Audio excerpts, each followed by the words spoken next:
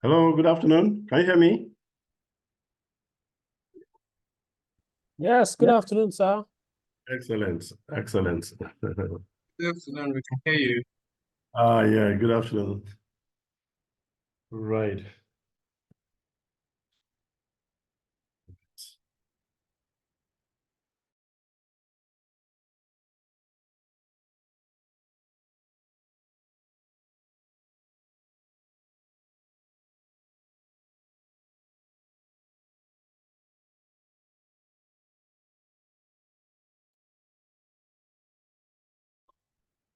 Okay. Okay, Mr. Sam, how are you, sir?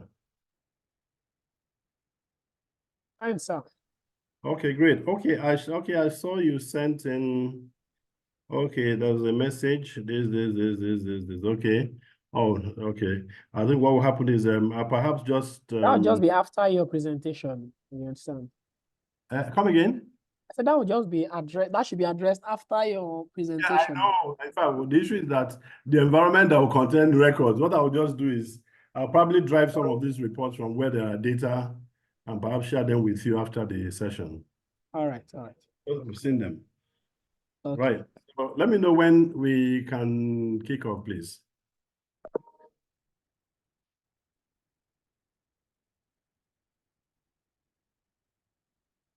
Right. Okay, no, let me send it to you. If you had it, was it? I sent anyone before. It should work. But let me just confirm. No?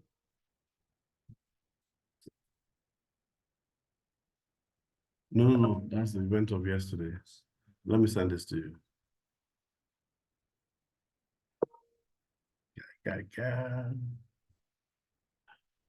Okay.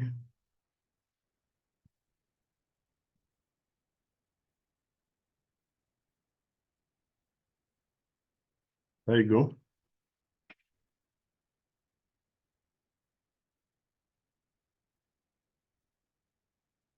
Okay. Okay. Do we expect more people? Yes, I am. I'm expecting That's right. Yeah, Mr. one more. Yeah.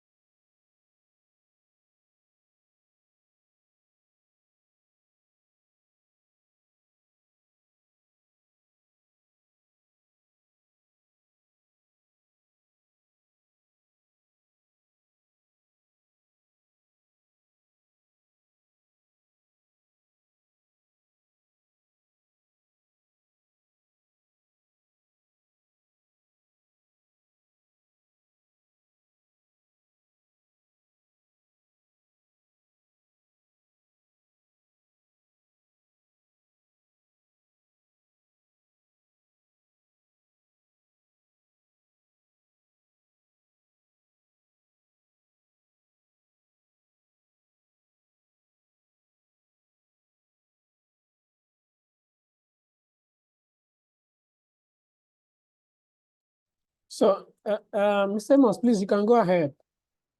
Oh, okay, all right, okay, great. Okay. All right, so let me just. Oh, great.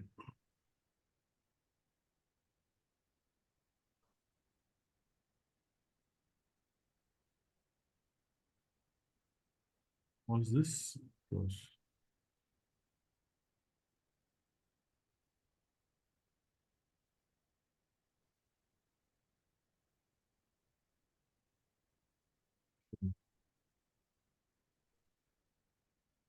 Hmm.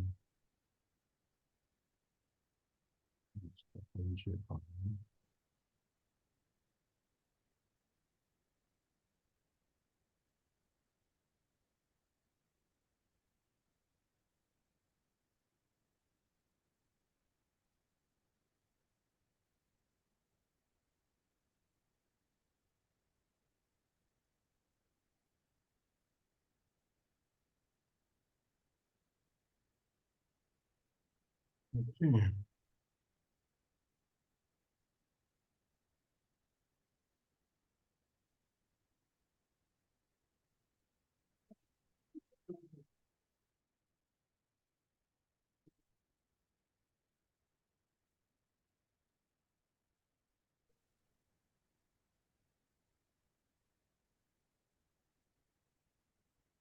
Hmm.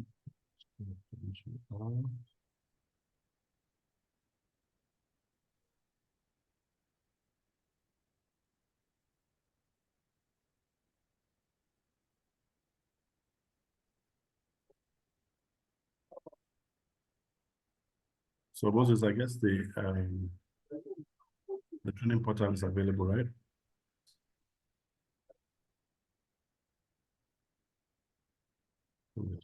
While that is coming up, let me load this.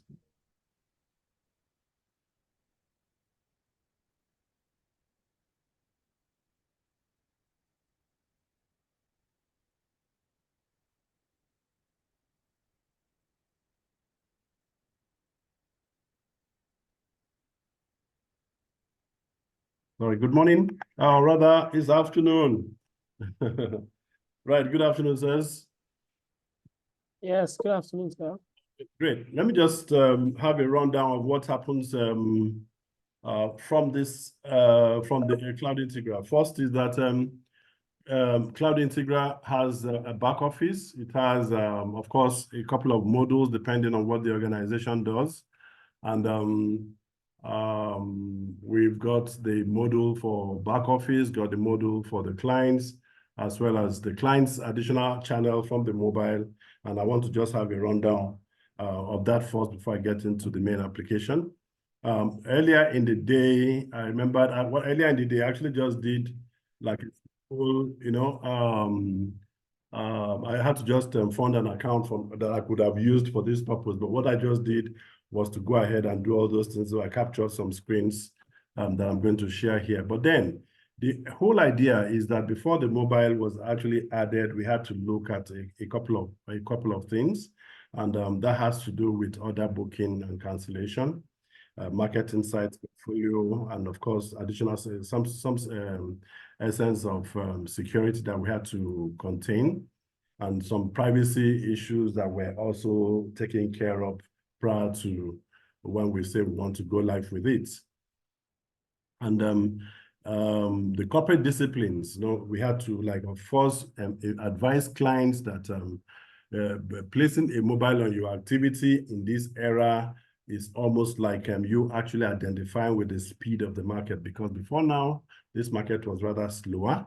And about now, the speed is so much that if you really may not be able to contain, then so many things may perhaps, make you to be behind and things like that. So with the mobile, with the web channels, with your internal operations, we've seen quite a tremendous change in the market in the last couple of months. And this is actually building up and is also increasing. So informing that the mobile we ride on needs is not to change anything, but then just the consciousness of security, compliance, and additional things, so that you don't really have that phobia of that, oh, what what are the threats? What are they likely to do that may be hard or things like that? So these are the issues that have actually been tamed while addressing the issue of placing this additional channel to the solutions that we already had. And now in that form means that you now have to begin to manage certain things more properly, your KYC, the customer support particularly. Then, of course, when you have your direct cash settlement, this actually has implications even on some of these channels because of the rules of the game. These accounts have some special ways of behaving, and they need to be properly classified and enrolled in the system so that the accounting can be such that you don't have any fears. Turnover profiling, account officer management, SLA adoption, so that we can just be sure that a customer you are servicing understands why you are offering that service, and not that most of the time you have to be under any pressure because they have to understand why and how to use the services that you are providing along that area. Customer access allocation, these are like internal admin. You don't have to now be on top of that, oh, if I'm of the admin unit and I have access to all the roles for administrator, then you will be able to manage all the accesses, because what controls the back office is the security that controls the back office is the same security that actually manages the mobile. So nothing is actually kept outside outside of the entire process. It actually has to be from within and is managed by the back office. Then funding of accounts. Of course, we actually look at how customers can actually fund these accounts while trading. The customer obviously may want to fund this account while trading. And what we've just done is that we have done some work with Flutterwave's channel. And what the company organizations just need to do is to relate and open an account with them. And we get some connections with via their bank and Flutterwave, and the implementation can actually be done on the application right now. That is the stage that some of the people implementing right now will be having to face. Then we spoke about the placing of orders as they go, the real-time market data that supports the system, portfolio, its management, and of course the trade executions and other status are things that are actually managed as it is. Then we now realize that the application itself that is managed from a mobile phone and the main application and the web trader actually are in sync, in the sense that everything that happens is in sync with your general ledger. You know, the same rules is in sync with all the channels, and so on and so forth. I'm just saying that I need to just start this because that was like the additional bit of it, so that in the main application it will be a lot easier to perhaps understand how it goes, because not that is a mobile doesn't mean that anything is actually changing. Okay, I think okay, some of this page is module, but there was a place I actually had tamed some of these things. Okay, what I just did was that I tried capturing my screens this morning while I did one thing with one house and did another with one house from the mobile. I think this one seemed to me the thing for PIPC plateau, PIPC plateau states. And this to me is also this actually a service from MBC Securities. The stage the project is that they currently have their APKs that are testing, and they are working towards placing this on their respective stores. Okay, okay, I actually just captured this from the part of a service from PIPC Securities. And from that account, there was very little balance I have in that account. So I just did only one transaction from here. And I wanted to just be sure that I have something to show. Okay, all right. What I did was that that little money, I just was able to buy some units of Ella Lake. So I just captured that screen to show. And later from the MBC side, I think we had more funds from that area. And what we did was, okay, fine. We funded that with about 500,000. We tried making some bookings from there. And I think here I tried just showing what the portfolio had before when I started. what the cleared balance was the existing balances, was the OMS balance, and was the credit balance, credit limit balance. Okay, what the credit limit balance does here is assuming there is actually a customer, for whatever reason, the customer has a credit limit and is actually can expose to some amount of trading without being stopped. That is what informs that credit limit, as we've seen as features for some customers. Okay, we also had instance where we're trying to book a mandate, and then we could see certain things where, for instance, we want to spend some amount.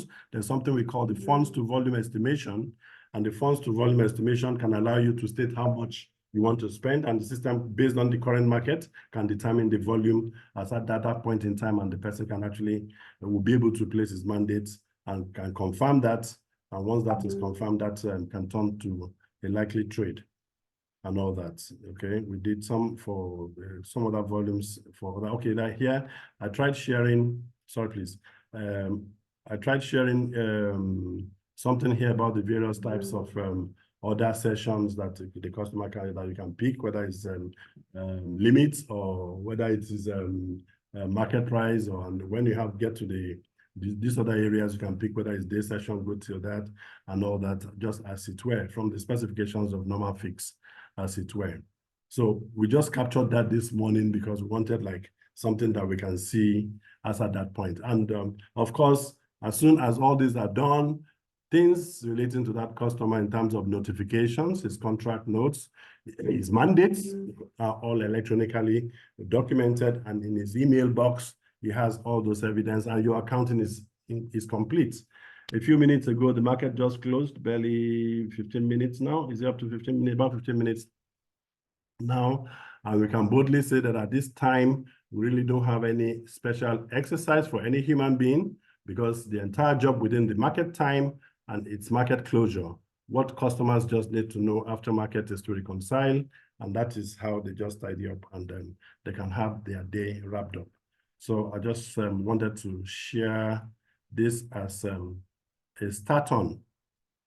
Okay, right, much later on, okay, about now, I want to just see if I could access my, let me just pick a small training portal. Let me see, okay, I can share this now. Right. Sorry, I'll share from the main application now. I'll be running from like a development sites. Sorry, Mr. Amos, before you go ahead. Yes, please. I want to ask if somebody is you call that thing now, sorry, this, oh God, MD, sorry, good afternoon, sir. Good afternoon. DCS, thank you. The direct cash settlement customer. DCS, like a customer who is profiled with the CSCS for direct cash settlement, where the fund of the trade does not, like a sell mandate, does not come to the firm. They pay the customer directly, meaning that the customer's GL, when the trade is executed, the sale is executed, the GL of the customer account on the system here is not supposed to receive the posting of that sale proceed. Are you there? Are you there, Yes, Mr. Emo? very well, very well. Okay. Actually, when this process started, the direct cash settlement process has been in the market for more than 2 years now, about 3 years or thereabout. Yes. First is that, when these kind of things come out, we need to look at the accounting implication. We need to look at the technical issues and what is the way forward. And we'll be able to put something together that, fine, when customers are actually being captured in your house, the story as to who is enrolled for direct cash settlement, I think there was a little gap between the brokers and CSCS, because it was like coming forward, it was like this information was coming to the brokers by surprise. It's like most of you didn't know what customer has been enrolled with CSCS. And we can remember having to let customers write into CSCS to confirm that they want to know which of their customers are enrolled in direct cash settlement. And from that, it was a lot easier for you to be able to know which customers are enrolled on that procedure. Now, that procedure is such that if you have customers who actually play on that process, you see, you need to be able to define or understand what will likely happen. I'll start from the point of view of the customer that you normally would have given a concession. Say a customer like Stanbic does something, they give all their customers, okay, is it? Yeah, I think they have a concession. They perhaps do commission at maybe just 1% or thereabouts, something like that. So I now realize that with the move by CSCS or the exchange in bringing direct cash settlements to activation, you realize that that rule may not work because at their end, they don't understand what you mean by the concession that the customer is enjoying. So that that in itself may cause a gap even in automation. So what we now did was that if you know what customers are enrolled for direct cash settlement, there is a place where you can actually enroll the application, the clients properly on Cloud Integra so that you will know what customers are on direct cash settlement. And once done, the rest is not your job anymore. The rest is just the process and its treatment to take care of all the things and the accounting. Like today, the market has ended. If in a house we have 10 direct cash settlement people, the accounts will be clean because you have set them up as direct cash settlement. The system has the capability of processing their trades with that in mind, that it will generate all the documentation, the contract notes that is desired, the accounting completely, and the settlements also accurate, and each of their customers' account will be left with a nil effect for every line of this investment. Okay. So it's okay. automatic. So if you were to do it one by one, that could be a lot of issues.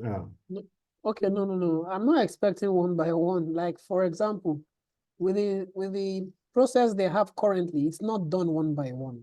Yes. You understand? So yes. That's also what I'm expecting. So I think you've answered the question then. But apart from that, sir, is there a report that will show a summary of how it is processed in terms of the accounts that were hits with specific values of postings and the postings that did not go into the customer account? You understand? I mean, is there a report of that settlement summary? Okay, when the items are treated, and don't forget, these things happen real time. And once they are treated, the accounts department has every evidence of all transactions because every line of trade has a unique and specific journalization that interprets what has happened. And all the journals will impact on your general ledger, just like what you have had a line in the customer statement. And of course, your net trading report will reflect what you can now use to compare with the daily settlement report from CSS, which accounts uses to confirm whether they are good on a daily basis. Yes. So I'm asking, is there a report that will show the detail of that settlement processing? Well, like I said, the journals on the report from the GL takes care of all the movements of the effect of that of all the trades. If anything, yes, I understand. Yes. I'm saying, do you have any report that can show at a glance the GLs that were concerned? You understand? That's what I'm saying. Yes, that's of course. Yes. Okay. Yeah, even there's actually a common report that is called today's GL. Today's GL report would capture everything that has happened today.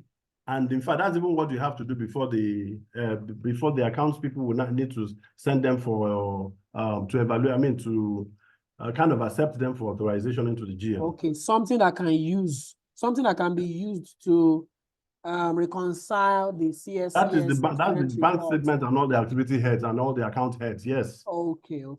All right. And don't forget. In line with what we are saying now, don't forget that also recently something very something noticeable or whatever, something important was also being raised by the exchange. We're talking about settlement. They had to split these accounts that are involved with your internal proprietary trading account. They split that of the settlement for clients, and even on the part of settlement for clients, they separated all equities away from bond. So the system actually takes care of these separations and is able to journalize with that in mind. Because from your chart of accounts, you would have actually devised the parameter for all the GLs that are applicable for settlement. And so when the system is doing its work on a daily basis, there's really nothing extra than pick the parameter and is able to generalize to the right account heads on a daily basis. Okay, go ahead, sir. Go ahead with your all right. demo. You're trying to show us the yes, I wanted to just get into the application.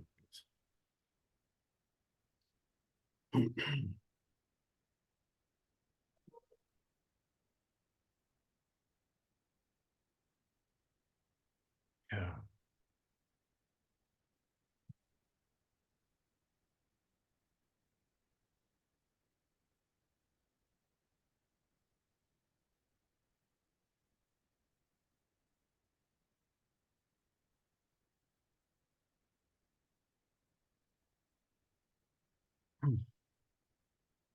Okay, sorry, I'm working from a development environment here. Okay, let's have, okay, at this point, we have the admin, we have the general ledger, we have the fixed assets, we have the bond equity. Then for those perhaps who are into finance and all that, and then of course there's a payroll management module and the other modules also for this, and we have the fixed trading board. So the question you were asking the other time, particularly will stem from the role being played by the accounts department, because everything operation that has accounting implication would have journalized all the accounting and done all the appropriate journals into the GL side. So yes. actually, you can actually use any of all those. There are quite a lot of reports, but like I said, this is actually from my development environment, which I'm sure I may not have connected with. What's it called? I may not have connected with all my data files, but then the way the accounts department is structured is that we have the general ledger admin. The GL admin module is strictly reserved for the head of accounts.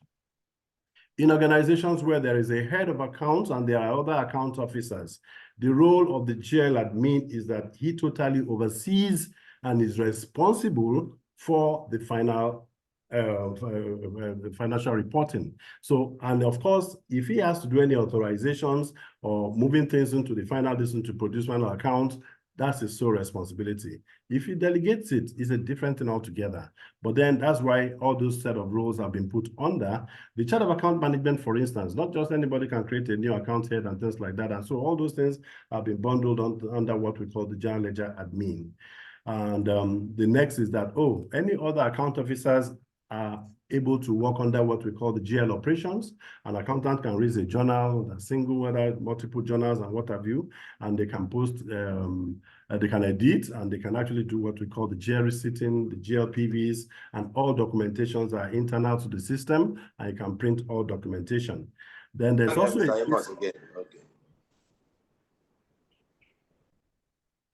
Hello, sir? Yeah, I couldn't hear you for a while, so I wanted to be sure it's not just me. Okay, no, sorry. I'm hearing him. I can hear him. Okay. Go ahead. I think it's just you. Okay, please, but it's okay now, right, sir? Okay, right. So then you have the client financials, where the client financials, you have all that part of the processes, the cash deposits, and so many credit notes, account movement, account transfers, a debit note, a withdrawal, and of course you are free to subject all this to a maker checker, where sometimes somebody posts, another person authorizes. But let us just be sure that if the rule is applied, there must just be somebody to also, to actually authorize things and approve things.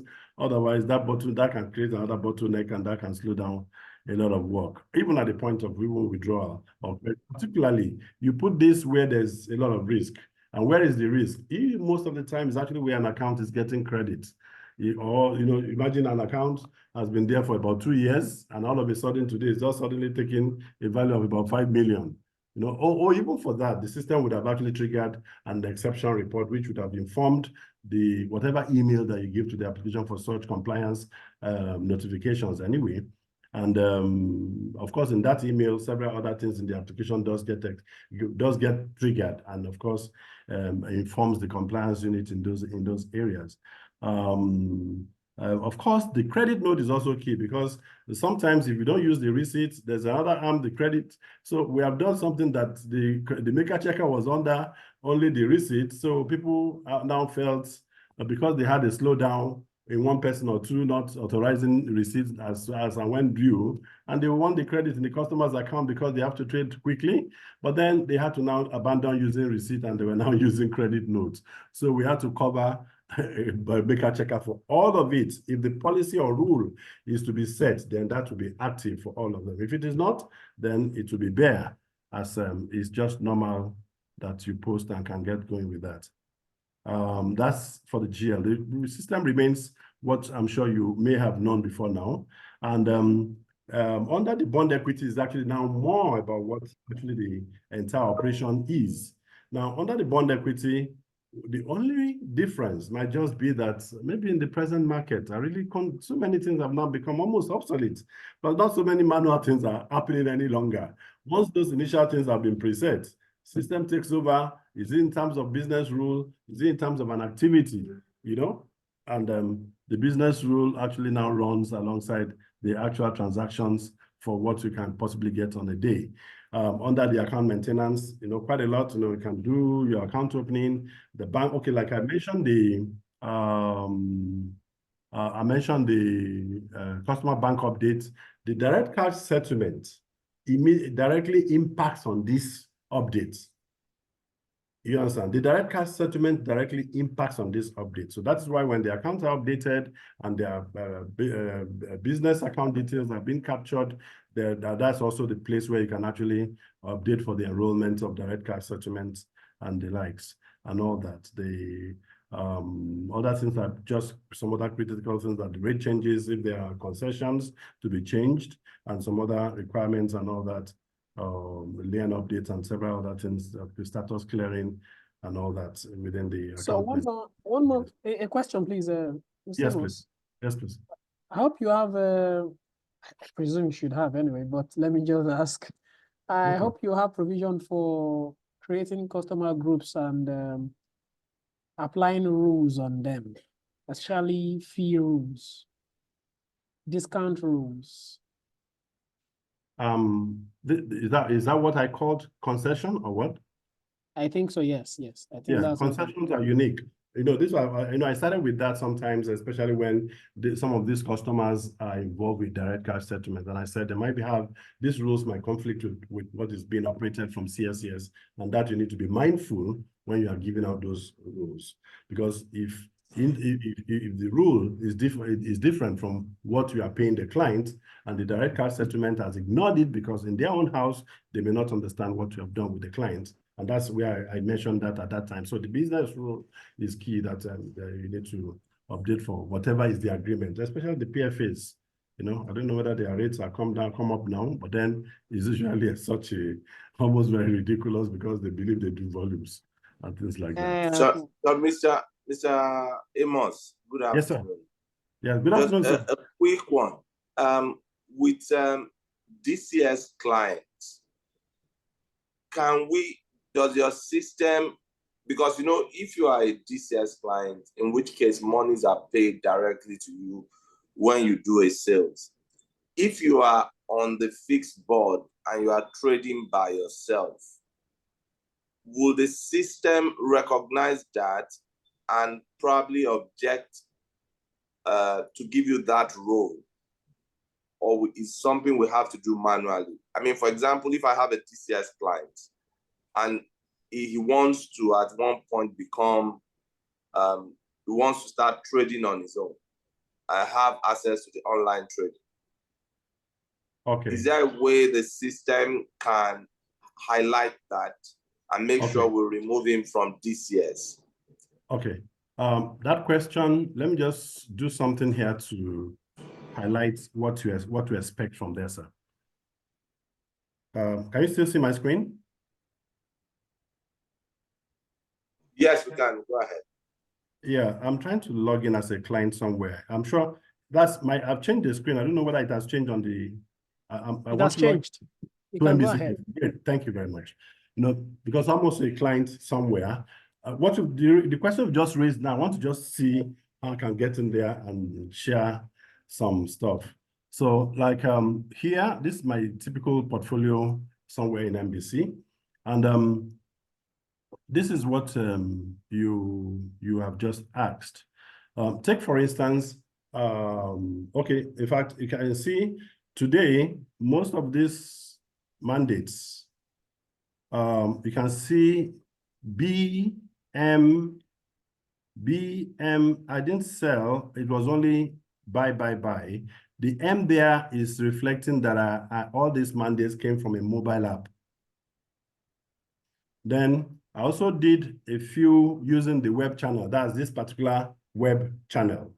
And you can see those ones are just carrying B, 1, 2, 3. I think these were just the few I did from using the web. I wanted to also see how this could be also part of what I talk about, because all those classifications can be separated and the net impact will just be the same. But then the question is that if, for instance, I'm a direct cash settlement client, are you with me? Yes, yes. If I sell my stock, okay, let me come from the point of view that as a trader, most clients have felt that if I could sell, I actually desire to sell some units of First Bank now because I want to move into UBA. So when sometimes you want to argue that, oh, our settlement is T+3, please don't allow them to do that. Some houses have said that. And that means that because we have a place where stock trading has been defined, to settle at T+3. But that's an operational rule. But then should this rule, bind customers trading now and need to use the moving to, they're actually not withdrawing, but they want to sell now and use the proceed to buy something else. Now they are online real-time trading. So some have bent the rules to say, okay, please, because that's actually the right word for trading. I want to buy, I want to sell, I want to sell, I want to buy. So when they sell, they want to use the proceed right there and then to buy something else. So at this point, the rule works just normally for a normal client. But let me share how it works for the direct cash settlement customers. What this happens for a client who has access to trade. Hello? Now, what this does for a client who has direct cash settlement update and is trading is that if I sell anything now or yesterday or perhaps last week and it has not cleared, all such volumes will not be available for me to trade or to use those to buy, because in the first place, they are never coming back to my account. So it won't just be about uncleared effects. The net impact of all their sales and their statement of accounts each day is nil. So unlike someone who is not on direct cash settlement, but you are saying that the account has to settle before he can buy. Those ones, obviously, all those trades that have not settled because of the last time he traded them would have appeared under uncleared effect. And uncleared effect reduces your OMS balance by nature. I don't know whether that explains that. Yes, I think. Well, I think to some extent it does. Let me just recap what you have said. It means for a DCS client, your uncleared balance will show and you'll not be able to utilize it because you're a DCS client. Because ultimately the money will go to you. So you will not be able to utilize funds. But if you are not a DCS client, you won't have an uncleared effect. You can buy and sell as you like. Yes, yes. And that answers the question. That means it will work. So for you to become a DCS, for you to become a trader that wants to buy and sell at the same time, we won't need to worry because you won't be able to execute trades until we remove as the it's coming in, except if your trade has not processed. Once it comes in and is processed, the proceed goes into your account and it is immediately knocked out. Okay. So even in your general ledger, you see a line of direct cash settlements adjustments. Okay. It will be in, but a special line is coming to adjust it and carrying the appropriate narration of why it was adjusted. So our daily trade balance will be correct when we're doing reconciliation. It will be correct because the considerations are still considered. Yes, yeah, we're going to consider we're considering the consideration in your net trade report, which will balance out with yes. Okay. All right. Do you have any report in that? Because that's a big issue for me here from a control perspective. No, because every day. Let me just finish.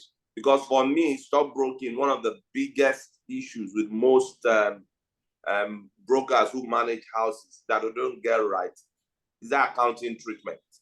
Being able to reconcile your net trade balance to what you have in your client bank on a daily basis keeps telling you that your client's money is all there and that somebody who doesn't have money is not, holding a debit balance that's going to get you into trouble. So you can manage your position at all times. And if you want to give credit, then you will know that you are giving credit and prepare for that.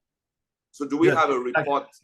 Yes, sir. Of course, every day, sir, there's a net trade report every day, a net trade report every day. Okay. And from the rule also of what affected your settlements, those net trades have now been split. That you have equity separated from bonds. Okay, fantastic. And particularly bonds separated because bond settlement is actually T+2 and not same as equity. So that was why I love that rule. Yes. Good. That's one. So there's another one, but I don't know whether it's appropriate time to ask, which is no, please, sir. It's okay, sir. Let's go. Let's take it.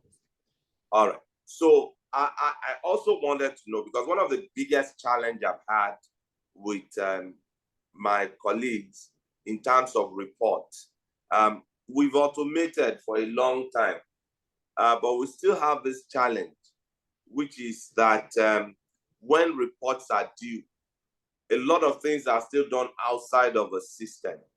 So I wanted to know, for example, the customer and the regulators require us to prepare on a weekly basis a net liquid capital report.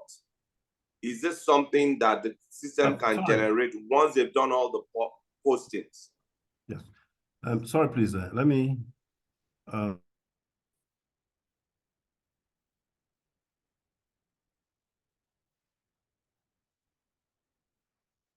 Please let me have a pen, please. A pen here, please. Sorry. Okay. Now, yes, I saw that. In fact, he was just sending a list of things to me, and that particular report, I know usually, just like you've requested, that I know we've received that request, and we've actually provided something like that, that report on the application. But then the houses that use it mostly, I would like to verify, and that's why I said that some of the things they are sent to me, I would actually want to get hold of these particular reports and try to spool them to share with you, Okay. To share with you. It may not necessarily be about the titles of the companies, but I'm going to, just to confirm that we can see certain details in that order. But I got a full list of a lot of things that you just sent to me now, and I'll be able to get each of those things done. Liquid asset report is actually something, it's not new. Even recently, we talked about customers, you being able to, in fact, these were some reports being sent that you have to be able to reclassify or classify your clients in some particular mode. But then we've done quite a lot of reporting that is meant to drive productivity and what have you, performance particularly. That sometimes you may even want to, today, prepare what is all your customers in terms of, if you want to look at performance, in terms of their portfolio sizes, in terms of portfolio volumes and what or generally turnover, and you'll be able to rank And perhaps even address this by your account officers, that if you have like account officers with the customer relationship and things like that. I mean, this we have seen that I know we've done quite a lot of reporting around these areas, and I will be able to pull some of these things to share with you. But there's a point you were, okay, maybe what you are raising now has to do with these reports. But obviously, I know as much as we have around those areas, I will always be, I'll be able to drive some of them and be able to share with you. Well, let me just say also, Mr. Amos. Yes, sir. Once we are able to agree and we move to the next phase, hopefully that we want to work on, is how we will work on a digital platform that allows more interaction, that can be optimized on a mobile, and that allows for several transitions. So what I'm saying in essence, that I hope that if we need additional features, which we are not averse to paying for, to be added to what we have, that the resources are available for those people or yourself to work with us to create those things. I can assure you, for me, it's not about what I have now, but it's about what is to happen tomorrow. And that's the way this market is. What I'm just happy for is that even whatever we have now is not because it's just there. It's actually because of a lot of requests from different places. Let me just say that it's only the OMS that is just one unique thing that is coming with a specific set of features that the exchange has produced and released to local vendors. But in terms of ideas, it's just been by the research on what you have to do, what have to be able to do to try and see how you can offer some sustainable innovation towards the practice, which is the same way I started in 1997. It's unfortunate that we may have had a gap, and that gap obviously had its own roots and to certain experience, but that was the lesson. And that is why my entire process, human intervention with my system, maybe far less than 15%, far less than 15%. I'm happy to hear that. I don't know. I don't know what human beings have to fall. I don't know what human beings want to do for me in the systems anymore. And that is why, in terms of support infrastructure, I don't even have I'm perhaps just getting the first person in Lagos in the last 4 or 5 years. Most of my support staff work outside Lagos, and they don't have access to any of my client servers, and anything they have got to do has nothing to do with going to any server. If they can't achieve it on the platform, forget it. And we just want to see that bit that a human being wants to do, unless if I can't automate it. But then we try to see how we can replace this across board, because we've been through what was a lot very risky for us, even though the mistake really, it wasn't even internal. Sincerely, it wasn't, because like the story I shared with you the last time was just because we had some oppressive people in regulation, because regulation were party to my issues. Yeah. Regulation and even the market itself was party to my issues, because the interest, when I need all those things, I was able to trace it to organizations and even with the exchange. So these are very simple things, and that's why in fact, I can't remember the last time I'm looking for a market I'm selling. If all the customers that have come back and I'm doing support, it pays me off, and that's what we've run. So that is because if I'm just starting, is a different thing altogether. We just look at the processes, refine them, sustain them, and that's what I do to. We're happy to hear that. Let's move forward. I hope that from Samuel and Benedict, and usually all the reports, especially from the customer side, that we normally get, for example, weekly, we could do it. It's designed in such a way that we can determine the frequency. But such things as government having a portfolio analysis, contract notes being delivered automatically, I'm assuming that those things are taken for granted that they will be there. Getting their contract notes, getting receipts when they're paying money into their accounts, getting portfolio analysis on the frequency that we can determine, and how robust the portfolio analysis is, what it shows the customer, how user-friendly and understandable it is. If there is a possibility of introducing AI at this point, at any part of it, and then the possibility of the APIs and what we can bring in and what we can't. But I don't want to rush into things. These are perhaps just general ideas I'm just, putting out there that we want.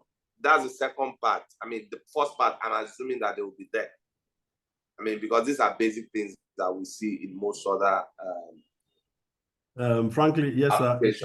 The area of AI for me is even what I'm retiring. In fact, I'm retiring into AI. When I say retiring into AI, because with the advent of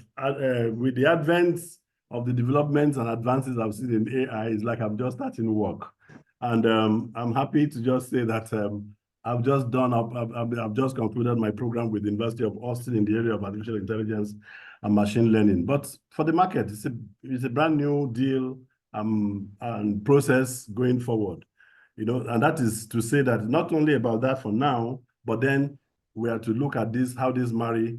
How are we even able to manage the interception of real-time computing, accounting, the process, and all of that if it were human? You don't bring that in if you don't be able to build a model that does that, and that is what we're even benefiting right now. So, and we've not even seen anything because right now you have so much data. This market has so much data, but guess what? You're actually not riding on the data. You're actually not making business use of this data. And it will still get to a time that this data could be taken to a point where it will be talking to you and communicating with you. And that is the reality of this market going forward. So for me, about AI, in fact, I'm even setting up a national incubation for all university students in this area, because though I spent so much to do this program, but it's actually because under my foundation, that's actually what I'm doing to spread this across. And that was why yesterday, even part of last week when I couldn't really hold this program much earlier, I speak with almost in a week, about 3-4 universities in a week. This week, I started the week yesterday. Yesterday with Osun State University. And we keep moving all over. And I'm happy now the UN World Summit has given me about 30 young people across the country, and they are now the WSC ambassadors for Nigeria. And I work with them directly. And we're to just incubate young students and see how we can pass on this from that level. Because while they are in school, we want them to be able to do the kind of things I'm doing before they leave school. Because why are you coming out of school and you're looking for a job when you yourself should be the employer? So this is just the paradigm that I'm trying to impact back from my foundation thing, which is what I really hold. My son is actually doing more of this about now, because it's just been done from Cyprus and is just joining back on this process to see what runs. So, sir, I think at this stage you realize that these processes, the activities and everything will still be in sync, and it will conform with the attributes of direct cash settlements, which was why I was able to have this opportunity of getting to this point. Okay, right. So if I could just get back. Yes. Sorry, please, Yes. before you move on, Yes. just to take the opportunity on, since we have been on direct cash settlement for a while, Yes. the generalization for direct cash settlement indicates where there is a concession for a customer. Okay, and of course we know that CSCS will pay the customer net of commission, and CSCS is going to assume the commission is 1.35%. Okay. Currently, I think our current system computes the difference between that and credits it to the customer's account. So I don't know. I don't know if your system has something that that's will do the same. that's actually an option. Yes, that's actually an option. But then when that happens, for reconciliation's sake, because look, don't forget that when this whole DCS thing started, there was a lot of confusion. A lot of customers had been onboarded. The brokers are not aware. So it took them time to working backwards to just now going forward. This recommendation, or rather this, what's it called? This idea is just something that we're just doing about now, because before now, they were already doing debit notes, credit notes to, and they can never get it right. It was almost like a manual adjustment to statements to agree with things. But with this mention, the difference for the concession it's possible that the difference is done and it's also applied back to the client's account, because the customer would have been paid at the ceiling of the 1.5. Yes.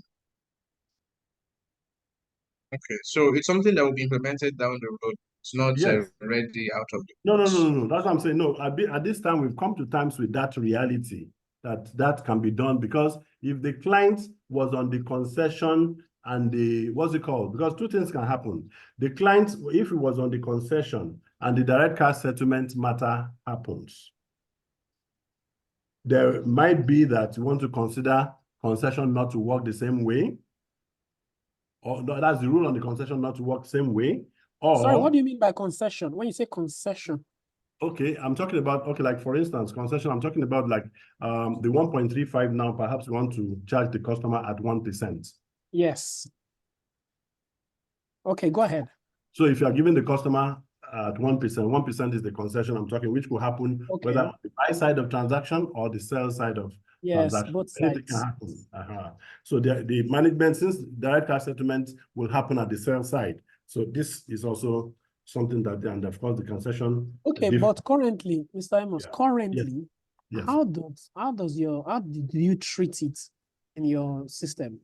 How do you treat that? Let's take, for instance, let's just take a hypothetical situation. Yes. I am a customer on the platform and I've been set up to be charged 1% for my mandates, whatever it is. And I use the online trading portal. I use the portal to trade by myself on Cloud Integra. If I want to sell one of my stocks, GT Bank, and the total value of the sale is 5,000 naira, and I have been profiled with DCS on the system here, Cloud Integra. Yes. CSCS is going to be paying me directly. What exactly is going to happen? What we've done is that the fact that the customer has been enrolled in cash settlement. Yes. When the sales transactions are processed, the system will disregard concession and treat at 1.35%. Oh, really? Okay. That would mean we have to now pass a journal for that correction. Let me just look at it now. So if that concession was still relevant, that's why I was saying that reality was just happening very recently, that if the concession will still hold, that means we will actually identify the 1.35% because we need to balance out and agree with what transpired, and that little difference can now be applied back to the client. And that in that same treatment can... No, it's not even you, because it's DCS. Yes. CSCS will treat at 1.35 because they are not aware of whatever concession we are giving. I said so. It is for us to make that correction, or else the customer will be shortchanged. He will only get less 1.3%, 0.35%. But we are supposed to have credited the concessionary portion of it back into his account, which he can now withdraw later or forms part of his balance. That's how it works presently. So what they are probably asking you is, so does your own system do the same, or do we have to manually make that correction? No. With this implementation, that's what I'm saying now, sir, that with this implementation, the system will recognize the 3.5%, but in that same loop, determines the difference between the 1.3 and the concession it has, and will still be able to be part of that journalization, the benefit back to the client. And that will be done. That will be done by the system, not anyone. Yes. No, by the system. All right. That is if the client must, because that's if the client must have that concession, if he has it. It's okay. I think that's the question. Or Benedict, who has the question. And that's why we separated them better on the buy side or on the sell side. Even the rates can change. The rates you're giving to the clients may not be the same for either of the sides. Well, that's fair, but I think we don't have that anything complex like that for now. But yes, I appreciate you separating them, because that possibility when we are designing incentives can also change. where we give you more concession for selling or less for buying. That sort of thing can happen. So that's appreciated. But Benedict, has your question been answered? Well, more or less, I think what I gathered was that we have to make manual adjustments for concession until. Like I said now, please, it's that provision. Like I said, even though it was like a recent decision, it was yet to be done. But obviously, like I said, even this week, I'm done with it. Okay, so it should be rolled out. Yeah, pretty before soon. now, we're just advising customers about the risk of that gap, because many really doesn't even understand how this impacts the customer if they had a concession. Yes. Okay, let me draw another aside here, because when I was looking at a system, I saw a dividend update. How does that work? Yeah, come again, sir. I said I saw dividend update on the drop-down menu somewhere here. Okay, so how does that work? All right, okay, there was, I don't know whether that still happens. Dividend warrants can still be paid to accounts? No, those things we really don't. So before now, we don't, because that would mean clearing third party checks. Before now, because that feature has been there for a long time. Before now, the dividends of customers do still come through you, and you can credit the account. So we separated the dividend from the check or cash, so that we'll be able to capture the symbol of the security of that dividend in the record. So that was why the separation. But then it's just as good as deposit posting. If you get that, sir. Did you get my point there, sir? Sorry, I think I got what you said. That is an old obvious, yeah, one of the old processes, yes. Yes. But what you said, I don't think that occurs again, because we can't clear checks. It really doesn't. It really doesn't. Even what we've even done much later was that when those dividend warrants now come, because I've seen such a long list way back then, this time, because some of these houses, they will come so busy that they can that's why we now provided something we call the JV upload, that such dividend warrants can be pulled onto an Excel sheet with the information of the various portfolios and the amounts, and we can pull, because sometimes it could be very many, very, very many, that doing it one by one can be an issue.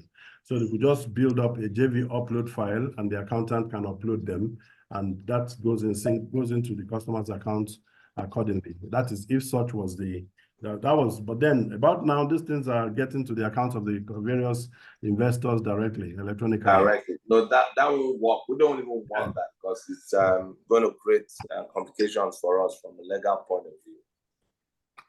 of view. Okay. All right. Yeah, so let's just go more into the other aspects of it. There are still some manual things that still happen under trade processing, and I want to share more in those areas. Now, each day happens like the market has just closed, and want to verify, okay, fine. Upon confirming that, verifying my positions with CSCS, we notice that 2 trades just did not process, for instance. Because that is automatic doesn't mean that my bank and everything is automatic. There has to be a goalkeeper somewhere, which is where the account is. Now, if there are 2 or 3 or fewer trades that may not have been processed into the system, obviously there would have been notifications into the compliance email. And one would be that they probably traded, we had a one-way trade that came into the system when the OMS was not the source. And when it came, the customer was not available on the software.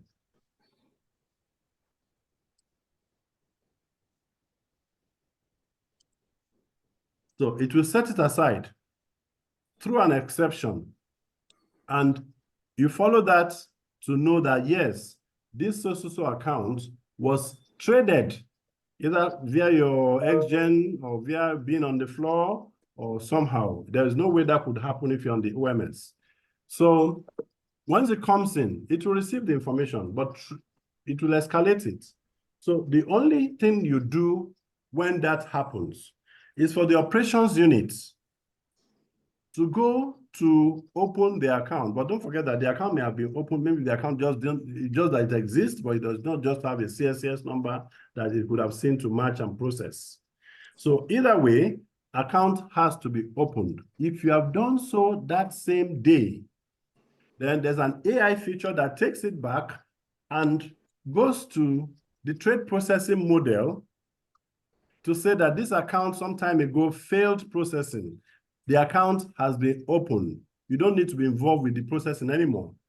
It takes that information, passes it to the model for processor, and that contract note for that person will be treated. Just because you did what?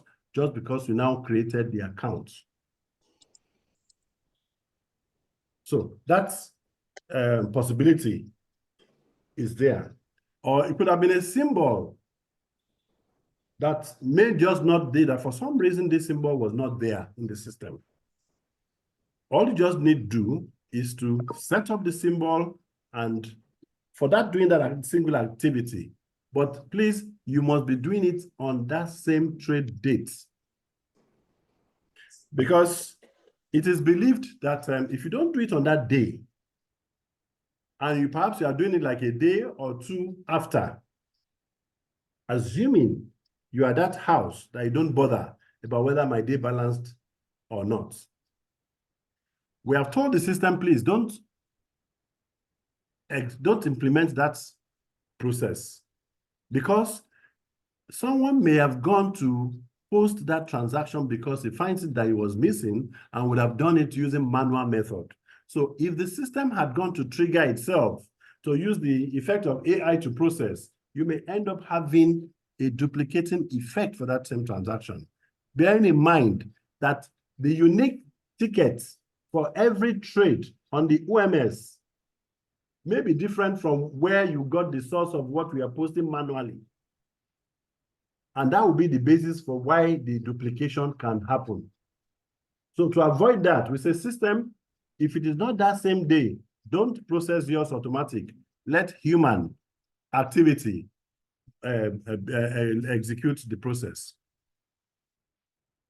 So that is just one of the things in there.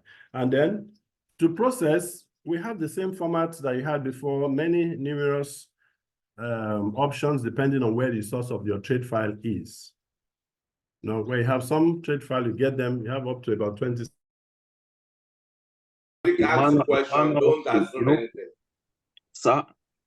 Ask questions, don't assume anything. Yeah, that's what I'm saying, sir, that we have to ask him to... Hello, sir.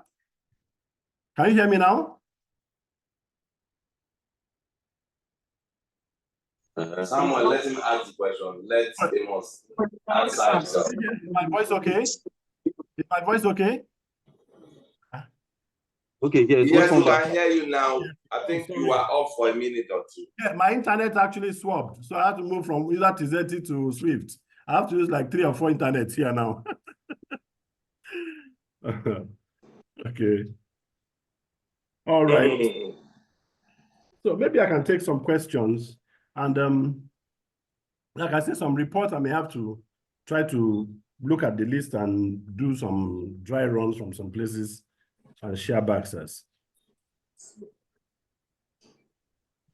Okay. Hello, sir. Questions that Firstly, you were talking about the upload of the daily trades, and that yes. if the system does not do it on that day, then a human being will do it manually on the next day. So, but by manually, I assume you mean that we would upload a CSV file from CSCS or from NGX, and the system will trigger and make all the generalizations. Yeah, we have both provisions for both of them. Yeah, if it's just one file, there's a screen you can post manually. But then if they are numerous, there's a trade file. In fact, these days, do you know people now record almost 600, tending to 900 lines of trade? What? Now, this is now showing the growth of where this market is tending to, because on the average, no, it wasn't just that. But then we're seeing real mass activity.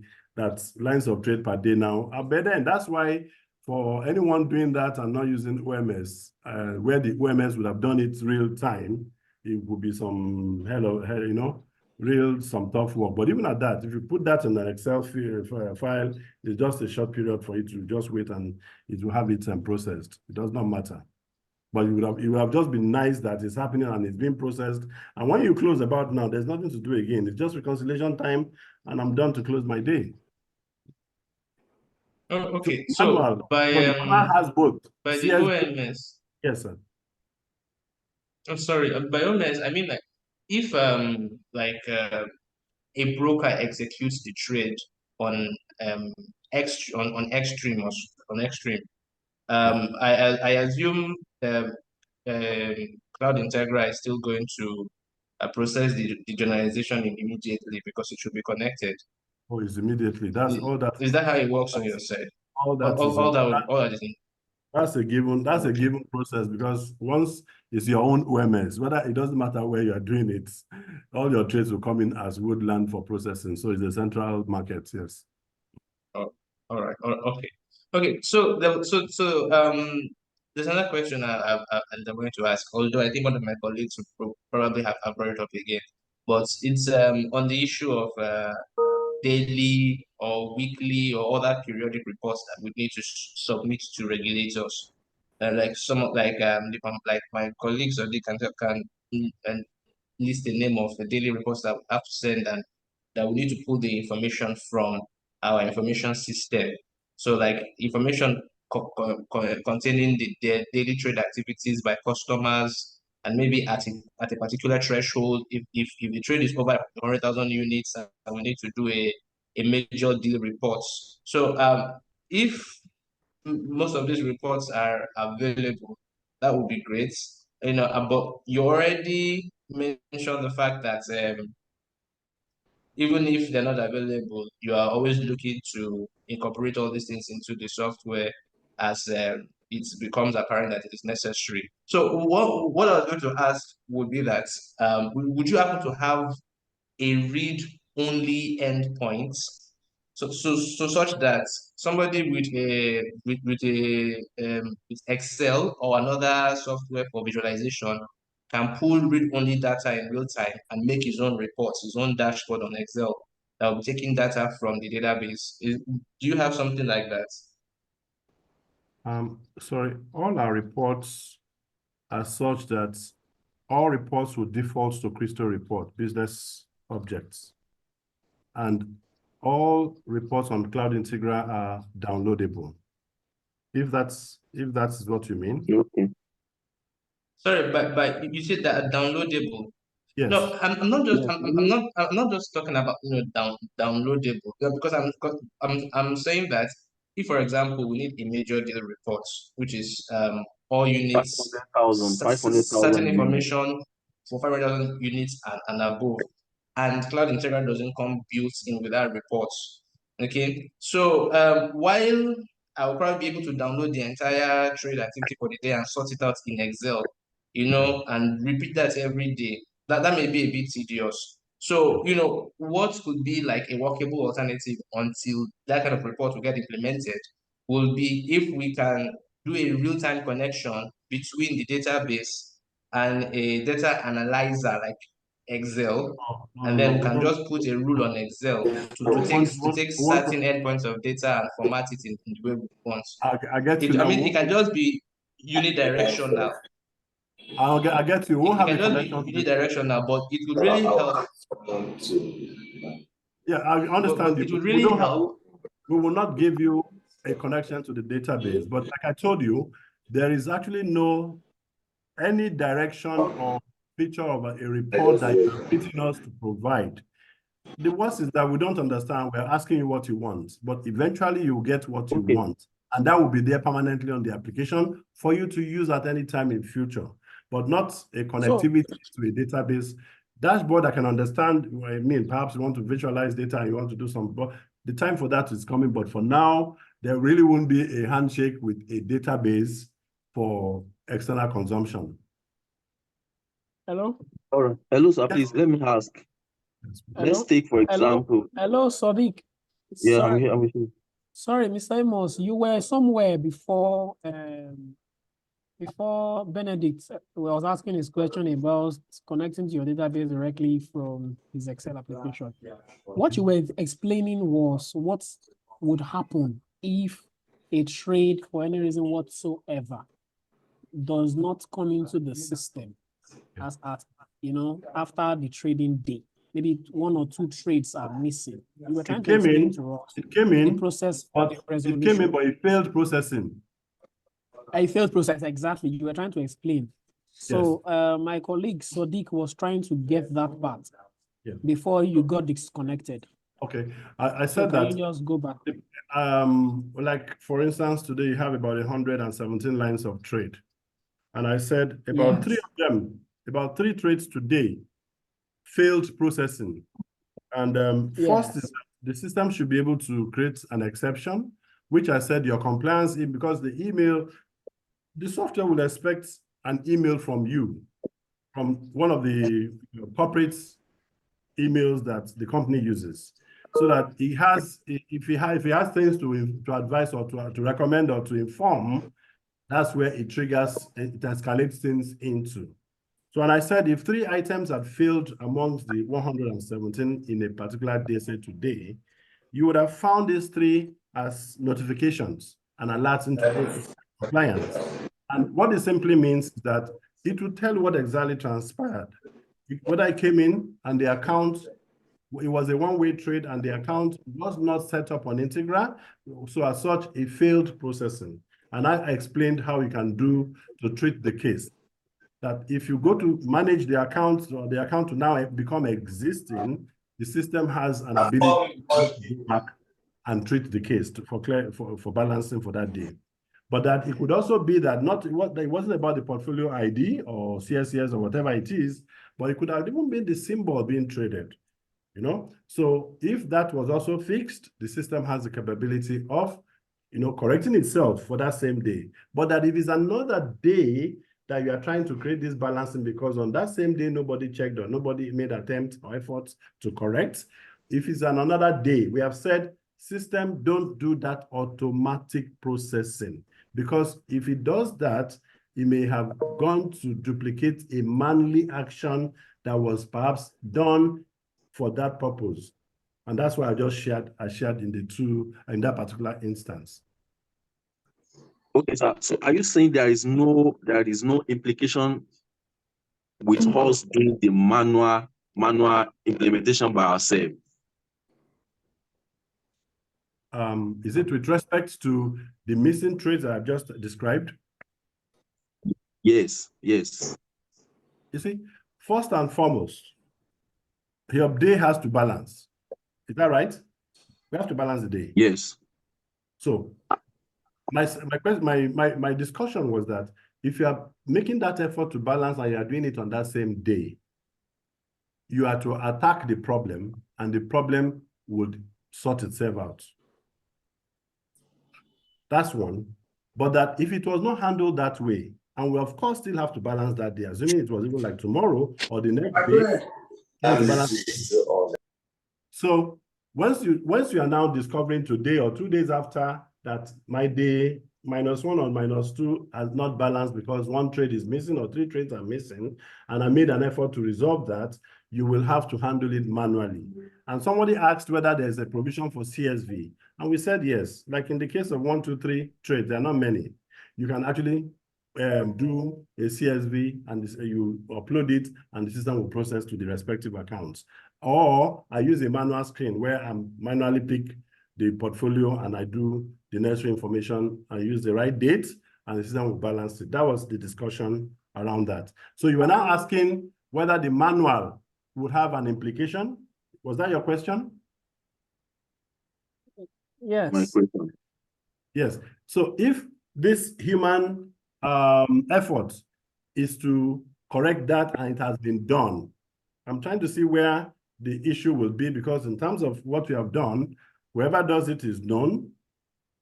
The purpose for why he's doing that is also known, and I don't see any risk in there.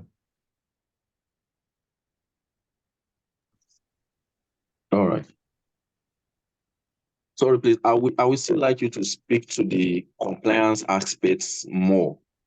Okay. Probably if you All right. can Now, this share is your screen with that also. Okay, for instance, the role of the compliance in the stockbroking firm has become very challenging. And that's why in this application, we actually sometimes don't want to look at the man as the rights compliance officer. I'm not saying they won't do it, but obviously, if things were to rest upon man to attend to the compliance and all things get mitigated and addressed and things are fine, it would have been nice. So what we do previously was that we will notify the email that is available for the compliance. And we also share the information on the global surface of the application that anybody can see it. Because sometimes these issues may have impact on the process for which, if not handled, or perhaps even handled aright, can cause greater consequences. But to be frank with you, it depends on how you take it. No, one person hasn't done it. This person will be able to pass a word, please. This is what is happening. The information is here. So because today we probably think the way we handle security should be concealed, closed up. No, open it, and the entire management should be able to have the benefit of the right information and share with the people and consume it, of course, for the benefit of ensuring that the correction is attained. But then the system would have triggered it. That this is look at, for instance, when I said maker checker, and an officer was responsible for doing approvals, and the officer is not there for approvals, and we're now buying time. Things are pending for I remember you. So we should be able to. Yes. Yeah. Yes, 5.5 million. Fine. I'm fine. Right. So yes. Well, yes. Benedict, can you mute yourself? Great. Sorry, my apologies. Sorry, I didn't forget what I was going to say there. Okay, so the compliance people, like I said, so it would have now been able to escalate, and that's why some other drier information, like every 6 o'clock, there are certain things that has to be executed. It will test a lot of things and apply, but certain things running due, certain things doing this, and these are just notifications, and I think the compliance unit will be able to, is assisted to do his work. Because when things are happening, he gets a notification as to what has happened.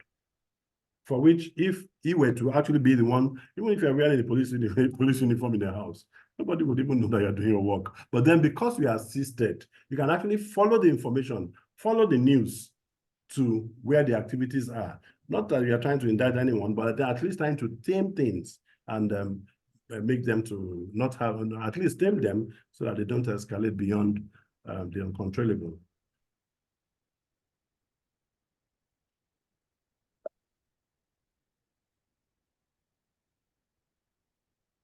If any more questions, sir? Hello, sir. Yes, please go ahead, sir. Yes, please go ahead, sir.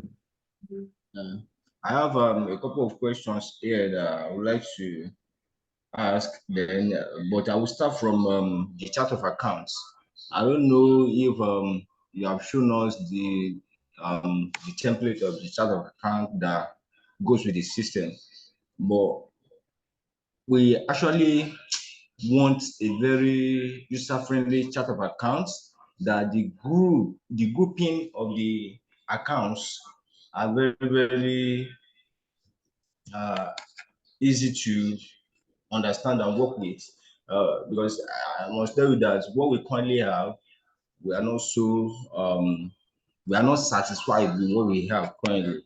So like the coding, well, the assets, the grouping of assets, liabilities, equity, income, expenses. So how are they grouped, and other sub accounts under each of the group of accounts?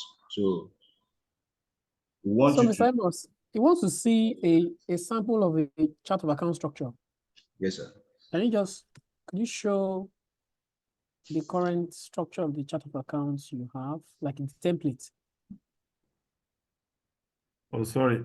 Sorry, I was being muted. Okay. I think You see, a chart of account, we actually don't adopt or we impose a chart of account. Okay. If you remember, what we do is, because there will always be an accounting in the system, I mean, a solution in the system. And we always believe this may be what you have and auditors have been working with and things like that. So really, we don't really impose an accounting. But then, like I have a customer who recently, their auditors have worked on a new chart of account for them. And I think it's just this month, and they are to shift away from where they were onto it. But why are they doing that? The auditors have perfected the entire things because they are doing this. I think they are like a group of companies, and they need to confirm that they want to be able to easily consolidate each and every one of them, plus the capital market subsidiary.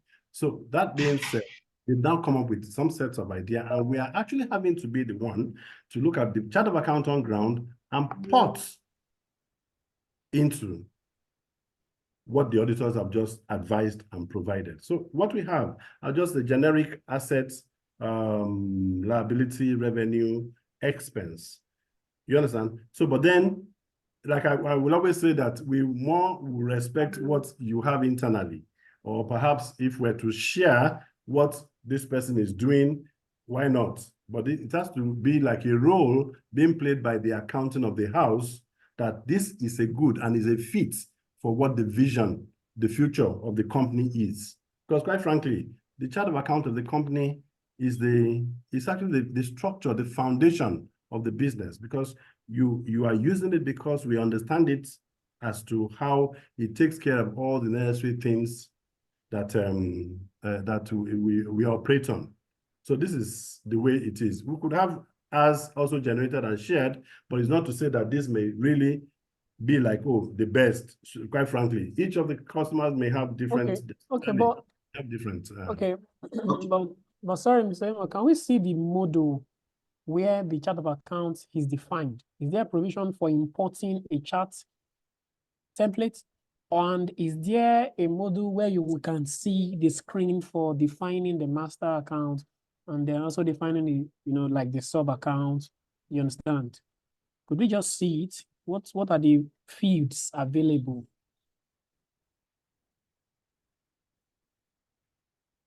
We're not hearing you. Sorry, we're not hearing you. Oh, sorry. Let me just try and get back to share that screen, please. Okay. Yeah.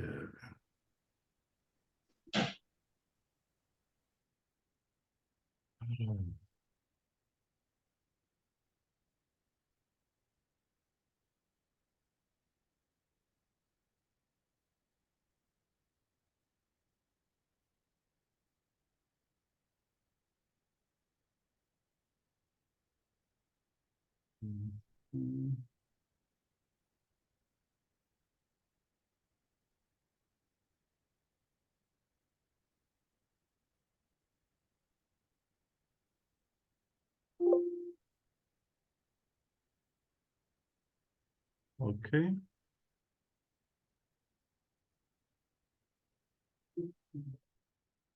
Check software.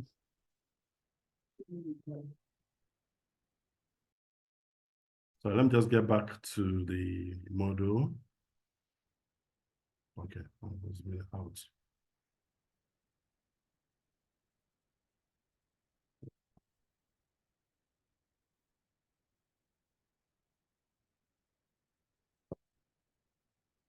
Yeah.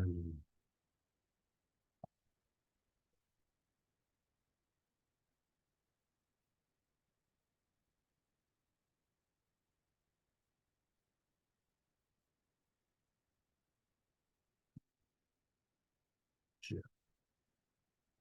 So under the GL, like I mentioned the other time, that chart of account item is the responsibility of the head of account. So you'll find chart of account is even the first item under the GL admin module. So all the items on your chart are actually created here. Before anyone comes in here, he, as an accountant or the head of the organization, will know why a new account is needed. You will know why a new account is needed. And once he gets in here, he says he wants to create a new code. But before, like I said, you need to have studied your account naming, that's the numbering system and all that. So if perhaps I'm to introduce a new account between this item and this item, maybe I'll be looking for something that can introduce a number in between the two. So at the same time, in your numbering system, it should be such that the gaps are provided so that if you need to introduce anything, it should accommodate all those things. So, but then you don't just come up to a chart of accounts by accident. It's something that would have been well defined and formulated for the business, prepared properly. So by the time someone comes in here and he wants to create an account, like I said, worst is that I would have determined what my code should be, because when you get to the place of creation, the system never suggests, because first is it doesn't even know what you want to do. So that code is such that you indicate the code here. Say, for instance, whatever the code is. Now, the master GL code here will be system managed. This is because it depends on the branches that you keep. If you create one code and if you have like 3 branches, say Lagos, Abuja, Kano, and you are creating just one account, then the system at the point of committing this would have created that chart of account and provided for all the other branches. And that is why when you are creating a client, sometimes, I mean, not even sometimes, when you create an account, there's a place where you have to pick the branch of that customer. And once that was done for once, that branch of the customer at the point of transaction will inform the journals being raised so that the right departmentalization is done using the right branch code. That's how we have been able to achieve that. But then also from the chart of account, like I said, you come here, indicate the code, then you now, of course, have to put the name of the account, whatever the name is. Then you, from the chart of account, can now imagine this code I'm creating, what account is the direct parent? That is, if I'm creating this, what is like the direct header to that account? Maybe it's something that should stay under cash, so that when I create, you must conveniently be able to place it and report to under cash header and things like that. So once that is done, I want to know the status of the kind of account I'm creating. We have general and we have detail. You can only post into a detail account. If you create an account as general, the account simply stays as ordinary header and does not take a posting. Nobody can ever post into a header account. It's just like that cash we saw on the list was just a header, because cash is not pointing to anything. Cash can be broken down into main cash, can be broken down into petty cash, and so on and so forth. So the petty cash is the actual account that you can now post into, which will be detailed, but the header cash would have been as detailed. So once this is understood and you create, say as detail or as whatever, the next is as the accountant. Is this item a balance sheet item or a profit and loss item? That's why a non-accounting person cannot come here to say they want to create an account. The account in question, the person creating has to have the good knowledge of that department and what he's doing to be able to know that this is the right fitting for the account he's creating. Once he picks a balance sheet or something, the next is of the balance sheet item, what are the other classes of account that I can pick for it. And you can now submit. When you submit and go to view your chart of accounts, it will take its position on the list of accounts. If that answers your question. Sir, sir, we want to find out too that, for instance, if by error somebody wrongly mapped the accounts to the balance sheet, as in it was mapped in error to a wrong class of accounts, is it possible for us to come back here and remap? You are free to edit an account that you have created, but cannot change the code. I'm not talking about changing the code. Yes, you So can modify that it about the can account. classify. That's what I'm trying to find out. But even at that, needs a lot to body about. And that's why we feel this role, the man doing this knows his responsibility and knows what it means. Because if an account was all of a sudden was a liability and has been taking entries, he will know that to just go here and change the status and move it to assets has more accounting implications than technology. Okay. So there are things Thank you you, can sir. modify that make sense. There are some things you can modify that may not make sense based on that profession itself. All right, thank you very much, sir. Sir, I want to also ask about the customer accounts. Is there a control GL Excellent. that Yes. all the balances in the customer account will report to, that when we draw up the balance sheet or trial balance, the total, due to customers will come as a figure, as the summary will come as a figure in the trial balance, and we are not going to have a situation where all the customers are going to be listed in the trial balance, then their individual figures. So if we need their individual figure, the breakdown of what made up the customer balances, we can get the detailed customer schedules, and which will show what is owed to each of the customers. Thank you for that question. And this is very, very important. In fact, when you were talking about chart of account, there are so many things that I see people do on the chart of account. Now, the business of stockbroking is such that the investors' portfolios are in themselves, a set of subsidiary ledgers in themselves for which a client's database is being managed for them. So in bringing these customers to be an item of chart of account in the first place doesn't even arise. The worst that can happen is that I have different categories of customers and I may want to classify them as such. But then what we do is that on the chart of account, you keep one SBA, what we call maybe stockbroking clients control account. And from any part of the application, anything that impacts at least the customer will always impact the control account. Otherwise, that journal, in fact, don't forget that if you have posting a receipt, you are not expected to type the code for the client's control. No, what your business is to get the right customer. Which portfolio am I crediting? Which portfolio am I debiting? Yours is, your job stops there. What amount? What bank am I lodging the money? Or what bank am I paying somebody from? That's all that you do. The customer, each and every one of them are all mapped to the client's control on the chart of account. And now, as an accountant, every month, when you do your schedule of debtors and creditors, okay, I have my creditors today, 200 million.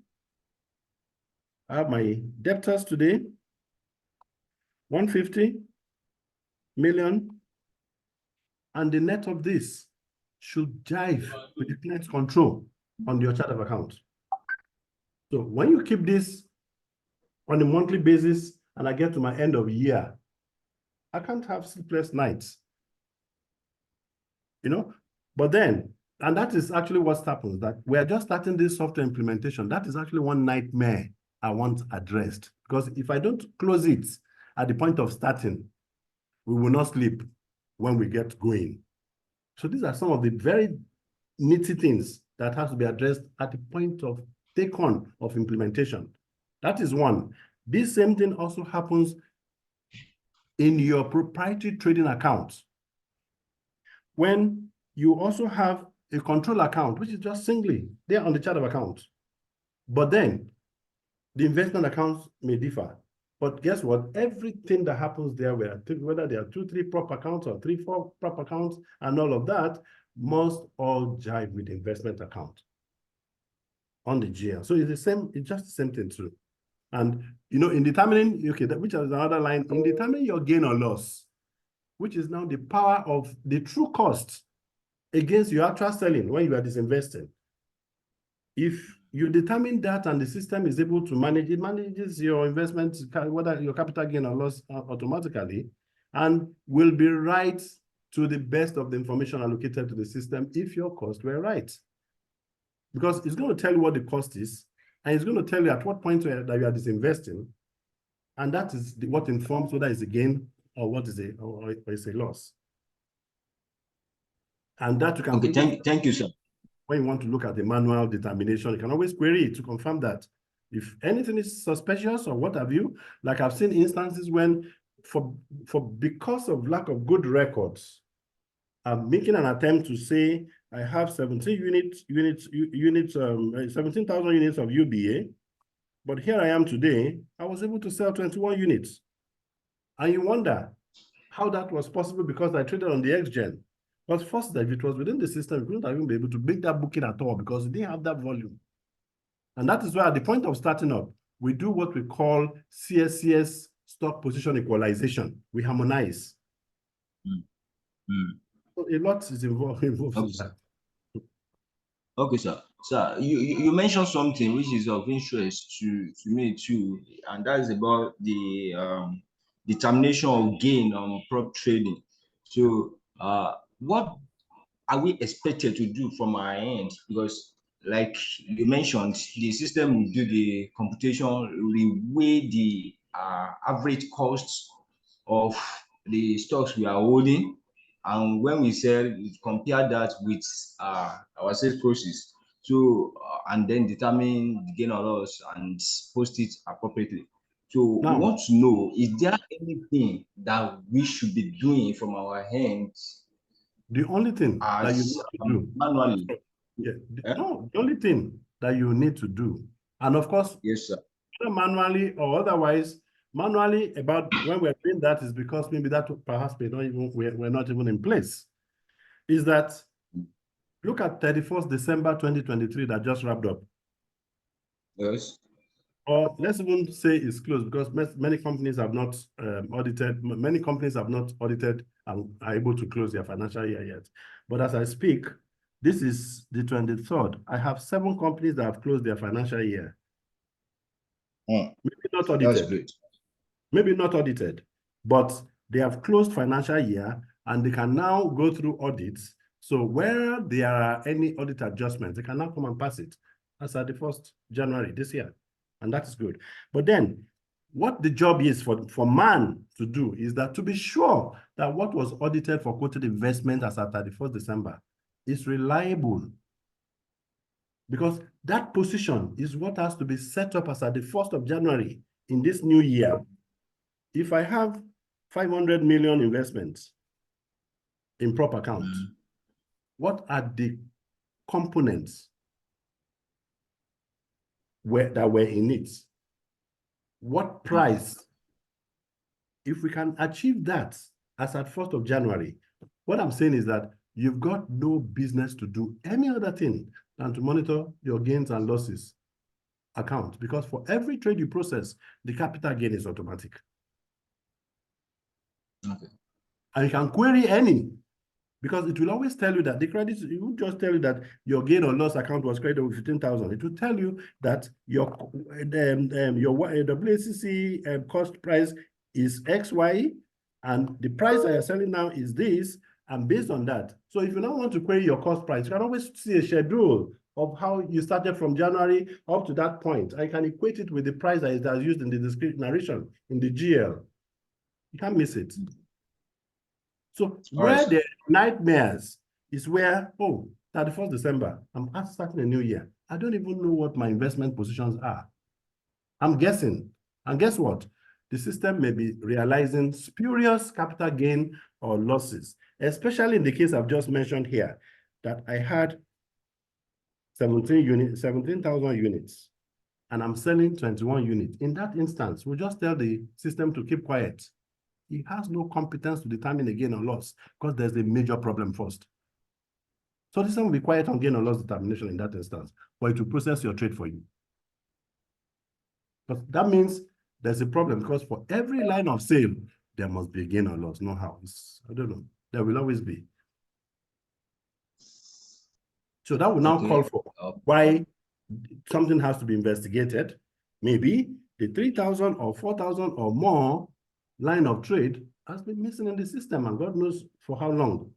Or maybe the opening 17,000 that was gotten at the point of audit may have even been wrong.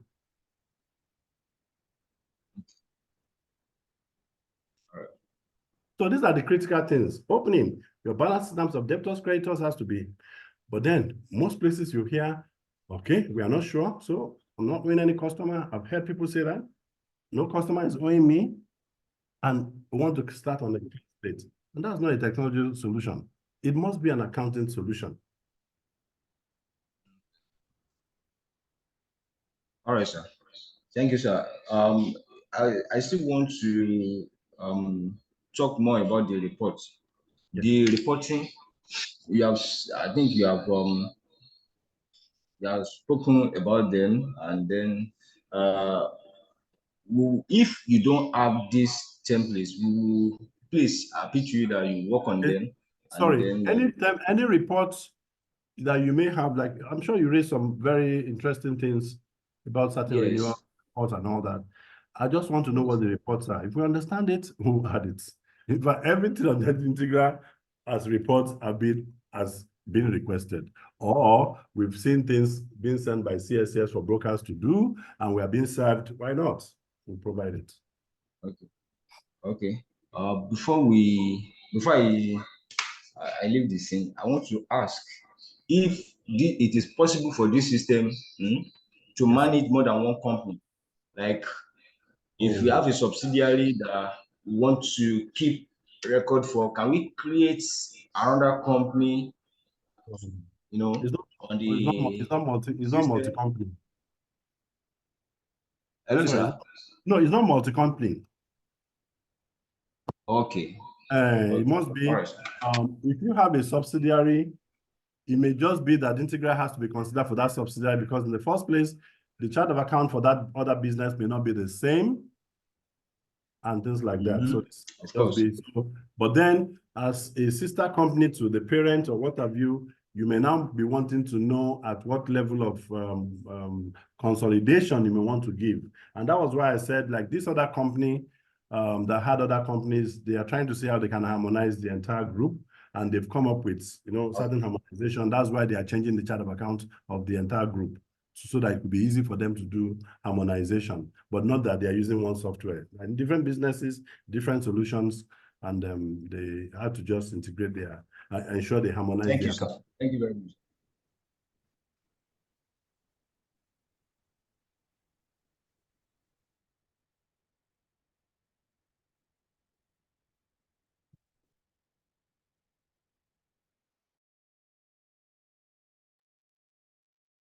Hello, if we have any more questions, I will be willing to talk about.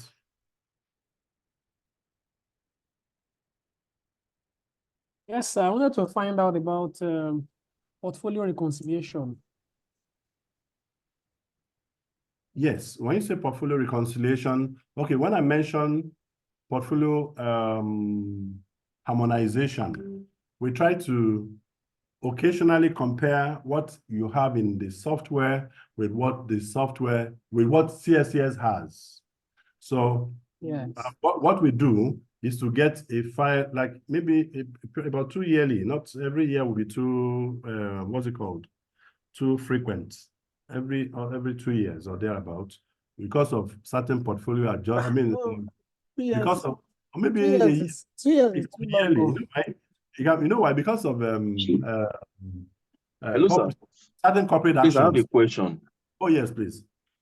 Yes, corporate actions. And that's why go ahead, ask your question. if you do yearly, the frequency really doesn't allow a full effect of the reports, to have been properly updated with CSCS. Is why we think 2 yearly has been okay.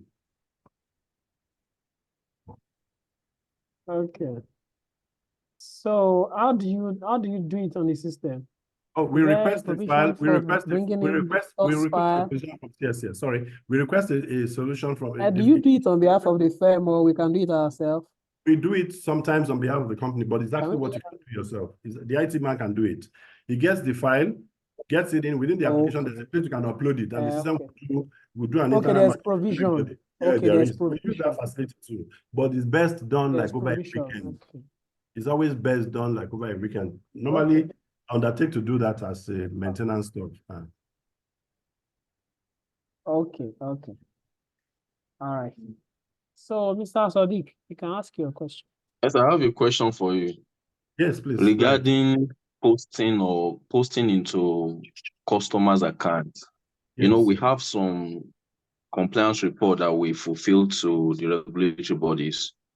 So, for example, there is a currency transaction report.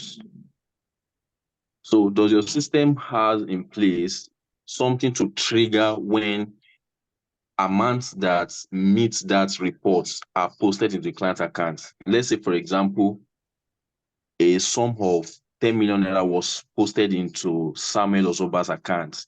Is there a trigger for that on your system that will alert the compliance of someone that also amount has been either credited or debited into the client's account?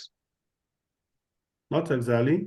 What we have is, like I also mentioned that for the compliance, is perhaps if an account has been operated on in a long time, is suddenly getting a credit. It triggers that. But this is that any time an amount, which I think I also like, anytime an amount is of a particular value, is there any specific set of values? Because I know about money laundering, which is just a report away, but this is like to trigger for notification, which would be something to go with the notification, yes. compliance. So that which is also okay. 10 million deposits, payments, or what have you, to have an alert. Yes. Yes, that's the end. But then of course this is like something just heard, and of course it's available.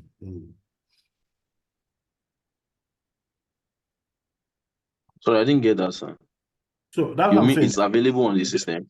This point is taken already, and so of course it's something I'm of course adding right. But then are there any specific value or range? And there You is said 1 million. 4.5 to 5 million naira for individual. Yeah, I and know, there but is there's a report 9. already on money laundering, which is you always, I think that goes to the NFIU or thereabouts unit or so. But then this Yes, go to information NFIU and SEC. internally. I think this one is something that should be triggered internally for the compliance, right? Yes, that's my question. This trigger is what might be what is not there, and I've taken it in as an additional stuff to notify internally. All right, sir. Thank you. Okay, so it's not like we Sorry, can... Benedict, sorry, just a few minutes. I wanted to say that, I mean, I'm expecting that TY, for example, she's on this call, right? Is TY on this call? Yes, I'm here, sir. Okay, you're not asking questions that will make your work easier as well, especially from customer service and customer engagement side. I expect that we will also ask questions in that regard. It's not only TY, but I'm telling you because I've not heard you ask anything. That's the kind of question I expect to come from you. Well, how does the system we want to use now make your work easier? What kind of reports or information do you normally require to be able to do your work, so that such things are noted, even if they're not in this particular application? At least we know, we can discuss with Mr. Amos later on to help us include it. So it makes it easier and faster for you to deal with customers. Okay, sir. Benedict, you can go ahead with your question. Okay, so from the discussion we were having previously with Mr. Sadiq, and I mean, you had mentioned already that exception reports are triggered at times. Yeah. So isn't it possible to customize the exception reporting rules? How do you, now this is it.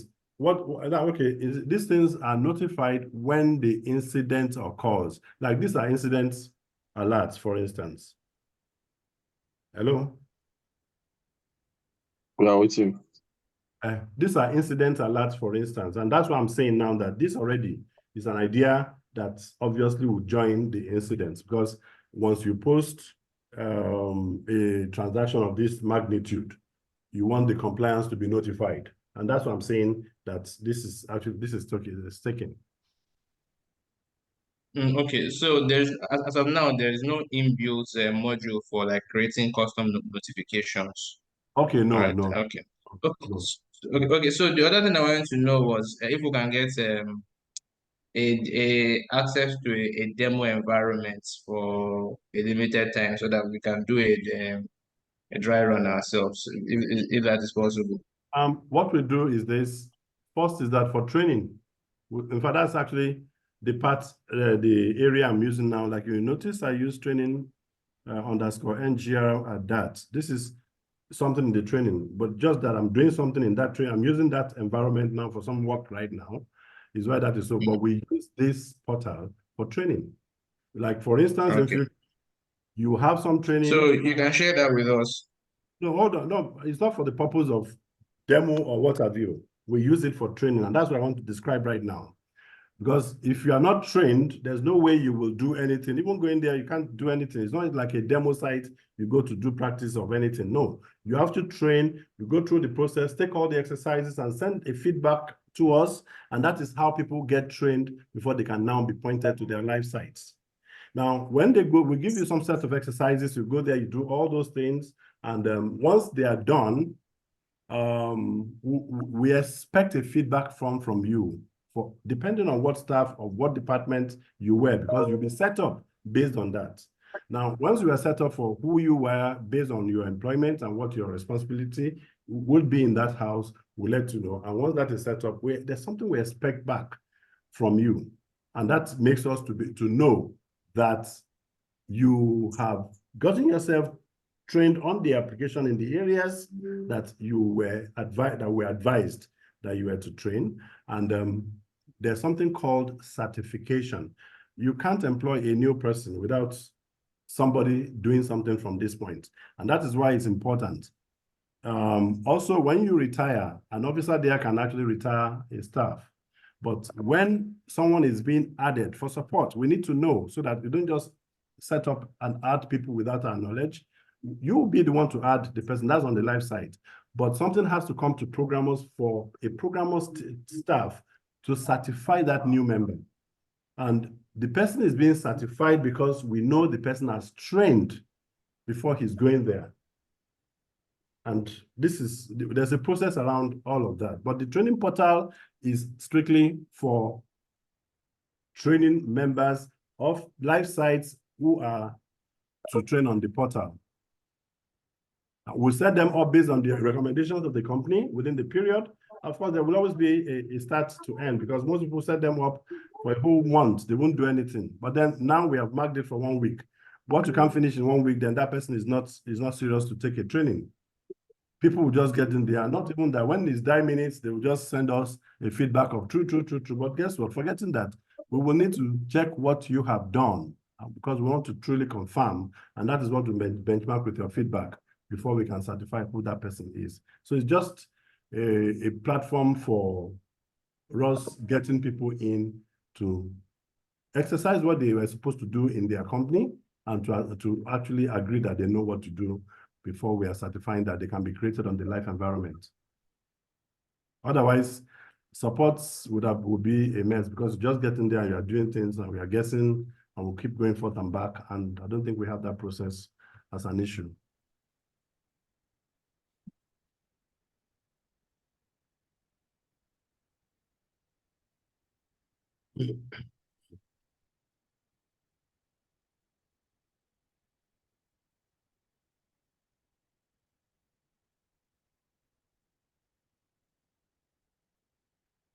All right. Yeah, I think the lady in Sorry, Mr. Amos. yes, please. Mr. Amos, please. Yeah, Can you please. take me through the screen where you show portfolio reconciliation, like trying to bring in portfolio records? So probably update a customer portfolio record, or add to it or remove from it or something? Is there a provision for adding to records in a batch? Is there provision for doing GL entries in a batch? When I mean in a batch, like Yeah, that's what I bringing know. I a mentioned something called a JV volume upload. record in through, yes. Yeah, there's something called JV upload. Okay, that was even the screen where I was. Is manned by the head of accounts. You know, you just said something about things relating to accounting. Like for instance, when we are starting, assuming it's a business where, oh, how do we start? Where are the journals? Where are the files? If you have any of such on Excel, rather than post it manually, we'll be using that facility to upload customer balances, to upload things, stock balances and the likes. So something like that. A CSV file is captured and is processed as opening positions to start with, and transactions proper can now commence. But then in implementation, you sincerely need to address historical, because I really do not believe, because I'm changing software, my historical is on another box somewhere. I have that situation. APT, when I lost APT many years ago, I still have to host APT holds data because they have moved to buy another software. And for whatever reason, they were unable to migrate the history. And I think there's a problem with that, because you now begin to go backwards. What is there? You need balance to do this. And I think that is a poor, or it's not too okay to do I say implement things that way, because the old box, anything can happen to it, even for continuity. And I think we have, you know, people like that, you know, that I know we still hold their data. Even when a few old houses, you know, had that issue and they had to go buy applications, they were unable to migrate data. And even for me, it's an assignment. That is the core thing I have to first address. Because if continuity is not there, then that means you have to be, you know, there'll just be some distortions in your data, in your service to customers, just because application was changed. Sorry, you raised something about where to do the upload, right? Yes. Yes, I wanted to just go back to, but then for accounting and things to do, GL upload under the GL admin in the accounts will permit them to upload anything.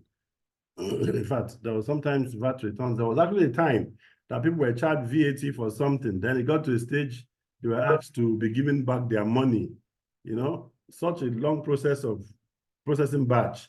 That was the utility that was used at the time for such tasks, and the system will be able to credit back accounts based on what you have on Excel, you know, that way. Okay, the tool for harmonization. This is where we have that under trade processing. Okay, I wanted to talk about this trade processing. There are quite a lot. You know, there are different formats of trade processing, some raw, some that. Okay, sorry, I have some format for Ghana, because this same solution also works for the Ghanaian jurisdiction. So, okay, trade reversal, trade pullout, multi, for position harmonization, you know, and this is where you do the upload. You upload the harmonization, the data from CSCS, and this triggers it to process. And what this does is just between these two activities, what it does is that for every portfolio and for every position of every portfolio across everybody's account, it might take some time, but just leave it. By the time it's done, you go to cross-check, it should just be at par as what you have in CSS, because that was where you got the reconciling file from. And that's just it.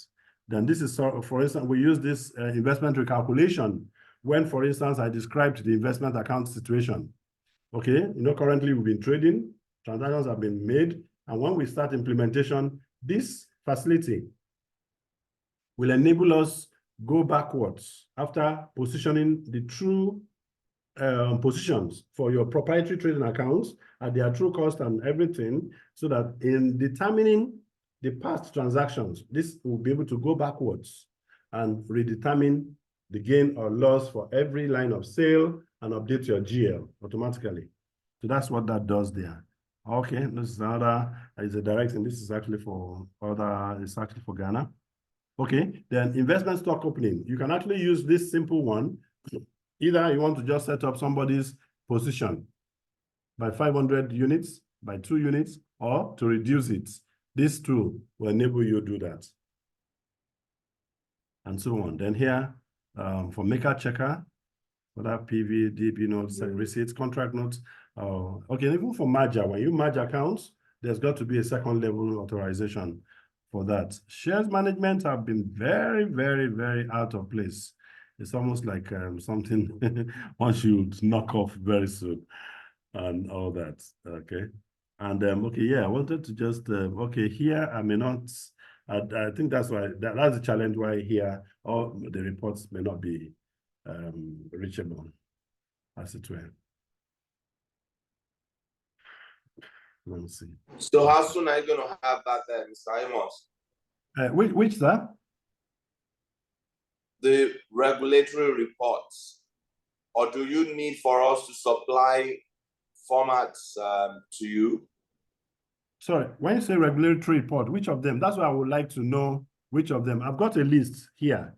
The ones that I say is available. That's why I'm saying I'm going to pull them and share with you, sir. We can send you a list. I mean, the compliance has quite a bit, and then accounts have a few others as well. Any other thing, that's what I'm just saying, that whatever it is the request, let me just put it together. And our process, okay, let me just also talk about something.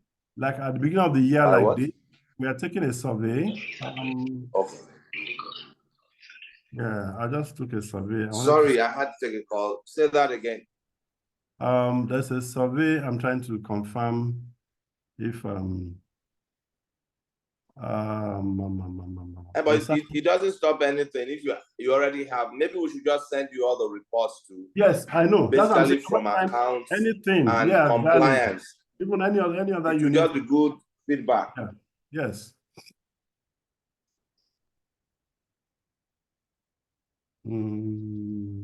Okay, I think that may not be relevant. Okay. Wow. Okay. Yes. Yeah.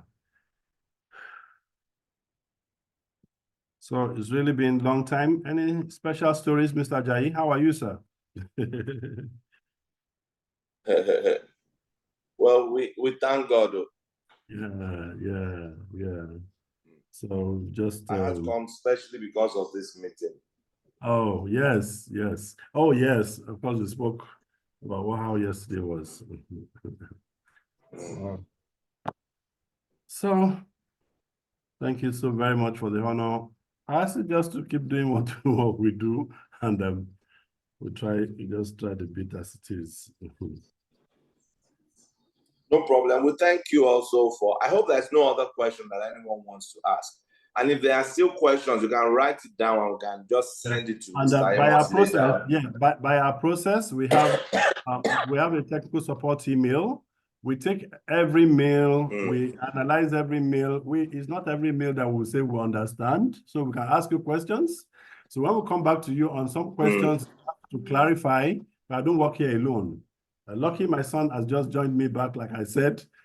He has also other people. And when we talk about developments, we actually consult some certain developments that might be new. And obviously, I don't see anything new on Cloud Integra at this moment, especially the mobile. The mobile is an external consultation, and the developers, we work directly with them. And currently, we have Imperial Asset, we have that's in terms of the top people we have used for this game. Let me just, but one person said we've used them as guinea pig, but I thought it was a bad word until some years back. Mrs. Ebi had to tell me how good and true a word guinea pig was, because I used that even when she was on Demola Street, Ikoyi. And she was so that she was just living upstairs and using the ground floor as business. But then, now look at what Future V is doing today. So, I mean, we just thank God. We thank God for everything. So we will then sit down. I will have a conversation with my people, and Yes. then we will look at the commercials together, and No problem. we'll look at what. Yes, like I mentioned, but I just want. simple. We've just kept it simple. You are not the new client. I just mentioned that, and that the way we consider the support and the mobile end. And I think that completes something like I want to see as a vision for any company today. You will get a lot more from us in terms of enhancement. And Yes, like I said, for the enhancement, we are not averse to paying, even though it will also be beneficial for your company as well. Oh, sure. Well, we have seen this long ago. Mr. Bayo, you know, we've been on this for a long time. Yes. I know I can understand what the speed was even at that time. You know, even recently when I had to speak with someone like what's his name? This man of NSL. What's his name again now? I was NSL. NSL, yes. He was. That's Mr. How come his name? I've forgotten to. Yeah. There's a street name. Yes, around Lekki here. Lekki. Yeah, he has a street. I told him when I met him recently that I saw his street, that I'm sure he's living somewhere. He now said, okay, so we'll tell the world that I'm coming to kidnap him because I know where you likely live.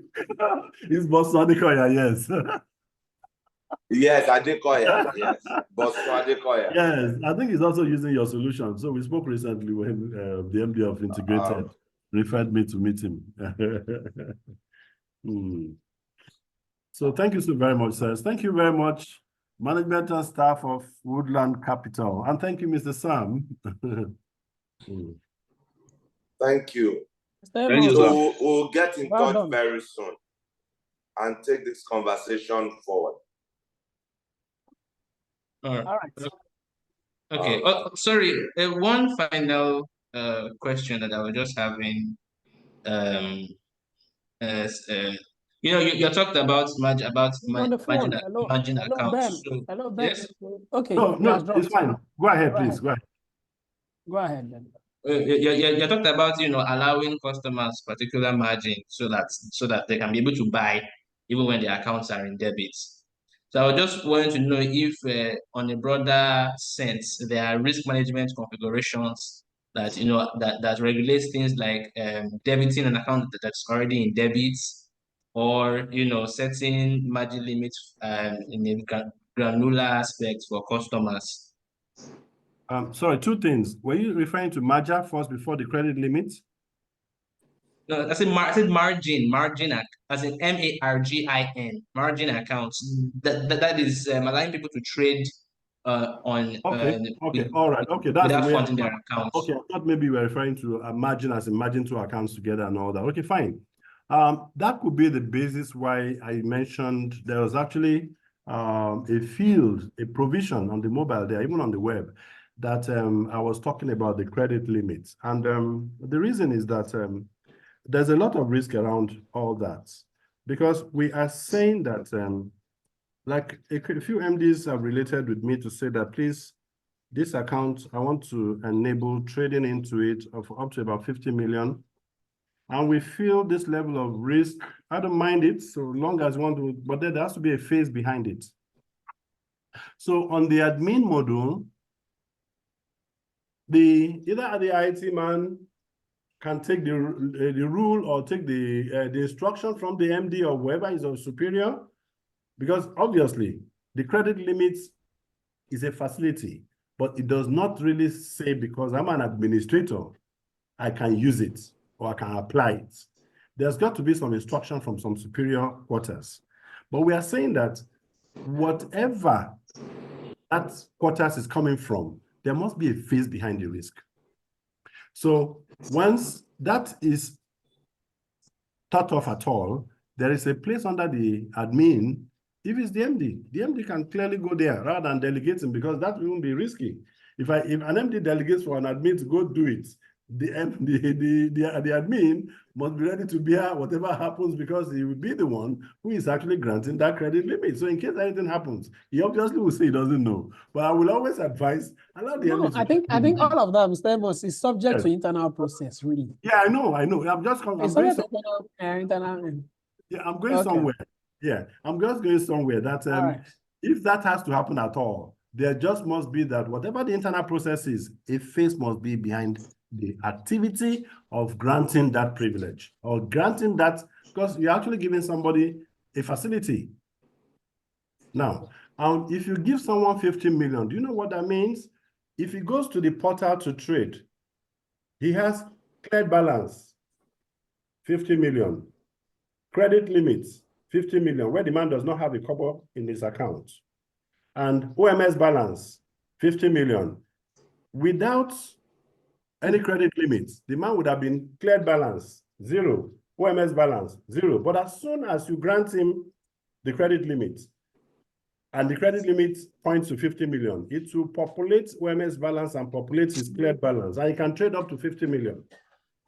But who has taken this risk? We can always know. So it's not like before that that may have happened and we are saying we don't know who is involved. Yeah, I don't know whether I get it. That's maybe what you want to call the internal policy or internal issue.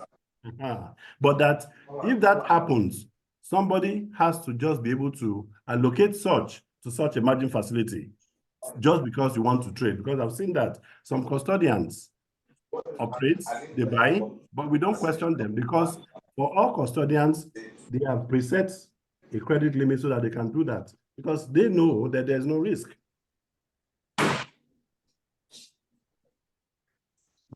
If that talks to that scenario.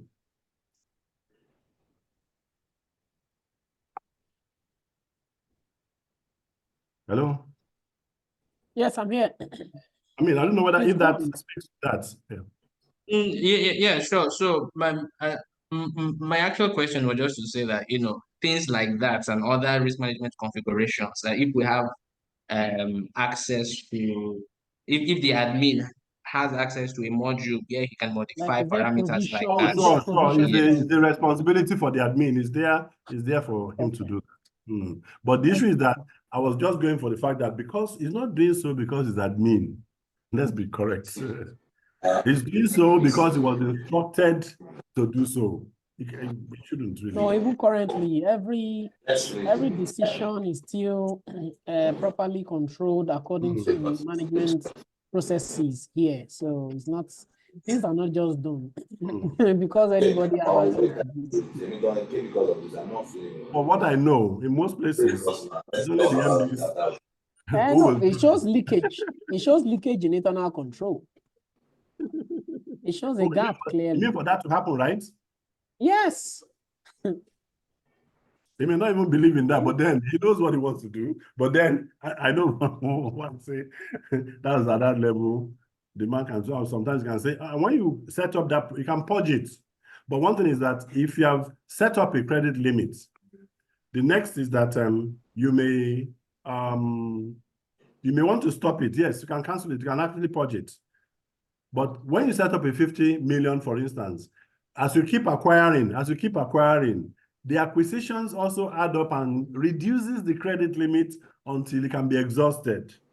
That's the way it works. So that when you exhaust the 50 million, the man obviously may not be able to enjoy it anymore until you top it up or otherwise.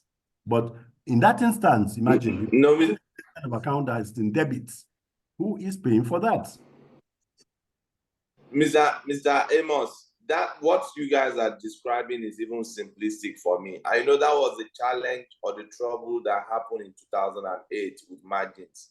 If we are going to do margins at all, it will be done the way it's properly done, where you have a margin call and an adjustment on a daily basis. That's the only way it's going to work, especially if the collateral or the underlying asset is going to be stocks. If we don't do that, or you don't have that embedded in your system, it won't work. There is a fundamental error in what people call margin. You can't lend people money with the underlying asset being stocks that changes in price or fall on a daily basis. without adjusting for those calls and those margin calls. So if your collateral, which is a stock, is supposed to be 50% of the value of what you have borrowed, when the value of a stock goes to 40%, you must produce 10% immediately, or there must be a trigger that will allow us to know that it needs to adjust for 10%, or else we'll sell. Interest. If exactly. that is not there, then I don't know what margin that my people are talking about, because margin is that's why the banks all failed, and we have AMCON today, because they were not adjusting for those differences. Once a person does not meet his margin calls, you abort that transaction immediately, because what you are doing is looking for trouble. So they don't have a system that will take care of triggering a margin call when there's a difference in the value of the underlying asset, then it's not even a margin system. Okay.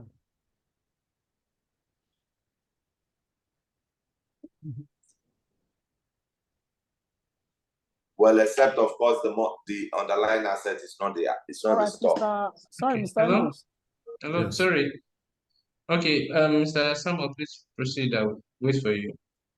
Simon, sorry, I wanted to ask, because something was difficult with the current system that they use here, which is reconciling bond portfolio records. You understand? Basically, this is the scenario of the problem.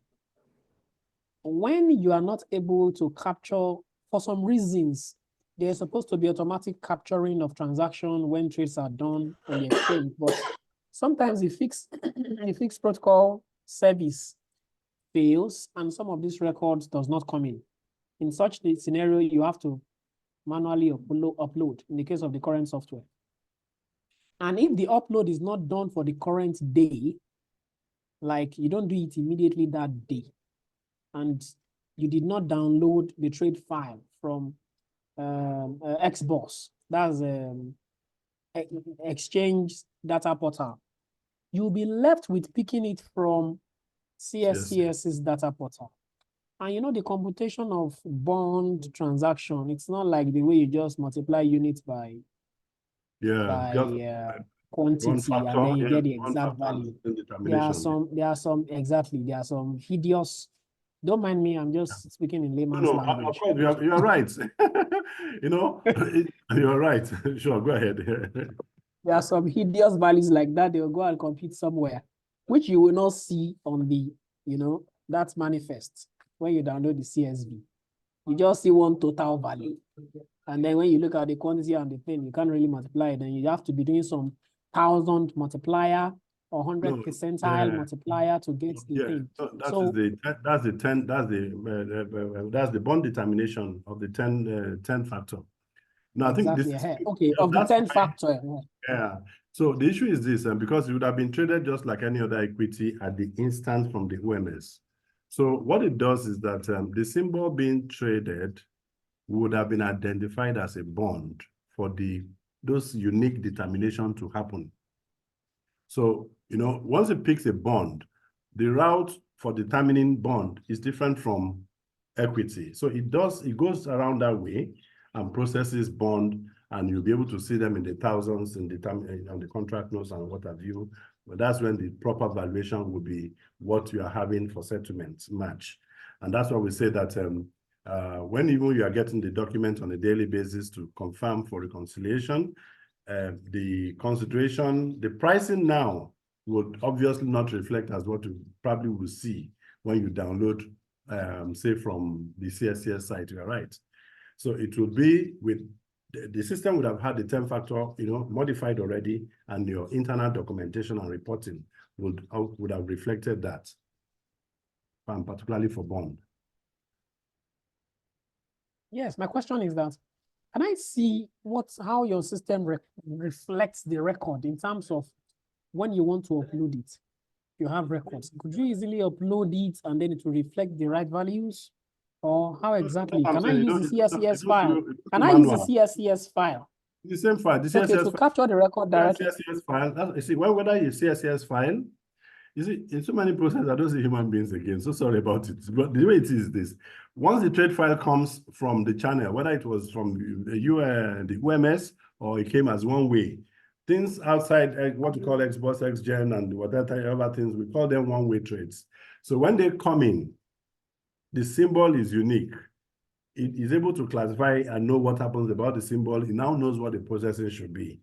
So, or whether also you have it on a file in your CSV, you now want to process. The same way, it treats every line. It will determine whether it's a bond or equity. And the same way it will process and what you do. Even if you are posting it manually, one time, I'm calling up the bond symbol, I'm putting the volume, I'm putting the price, whatever, and when I'm committing it, it will go through the same process for bond in determination and getting it. And of course, your net trade report per day, we have separated bond from equity to help in your reconciliation. Don't forget that the trading bank has also been separated.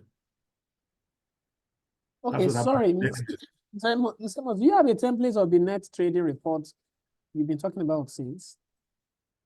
That's okay. You see, maybe this report, this will be, because I'll need to like use a transaction, but cut off details that I can share. That's why I said I'll be able to use something where there are good information that I can actually generate and share this reporting without. Okay, so you don't really have samples of all these records.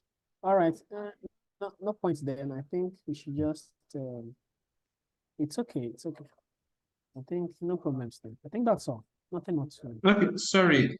Finally, before we adjourn, I was going through the quotation that we had received, and it was unclear to me if the web trading portal, the customer's web trading portal, was part of the back office license. I answered you, Ben. I said it is.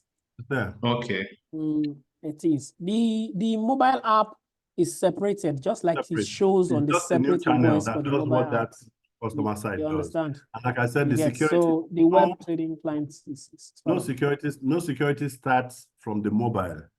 Your internal control on KYC, account management starts from the back office.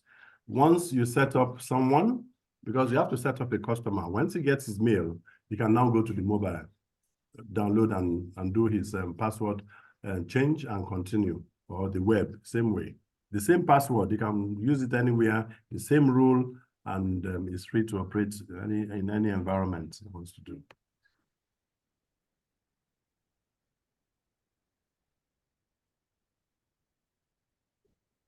All right, Simon, thank you for your time. I guess maybe you could share the recording with us. Yeah, I'll try. Oh yeah, sure. Excellent. Oh, good. This is being recorded. I didn't even. But then it's fine. I'll do that. Yes. I'll show you. Okay, thank you, sir. We'll get back to you. Thank you very much, Mr. Simon. We'll get Thank you. in touch with you soon. I appreciate you guys. All right.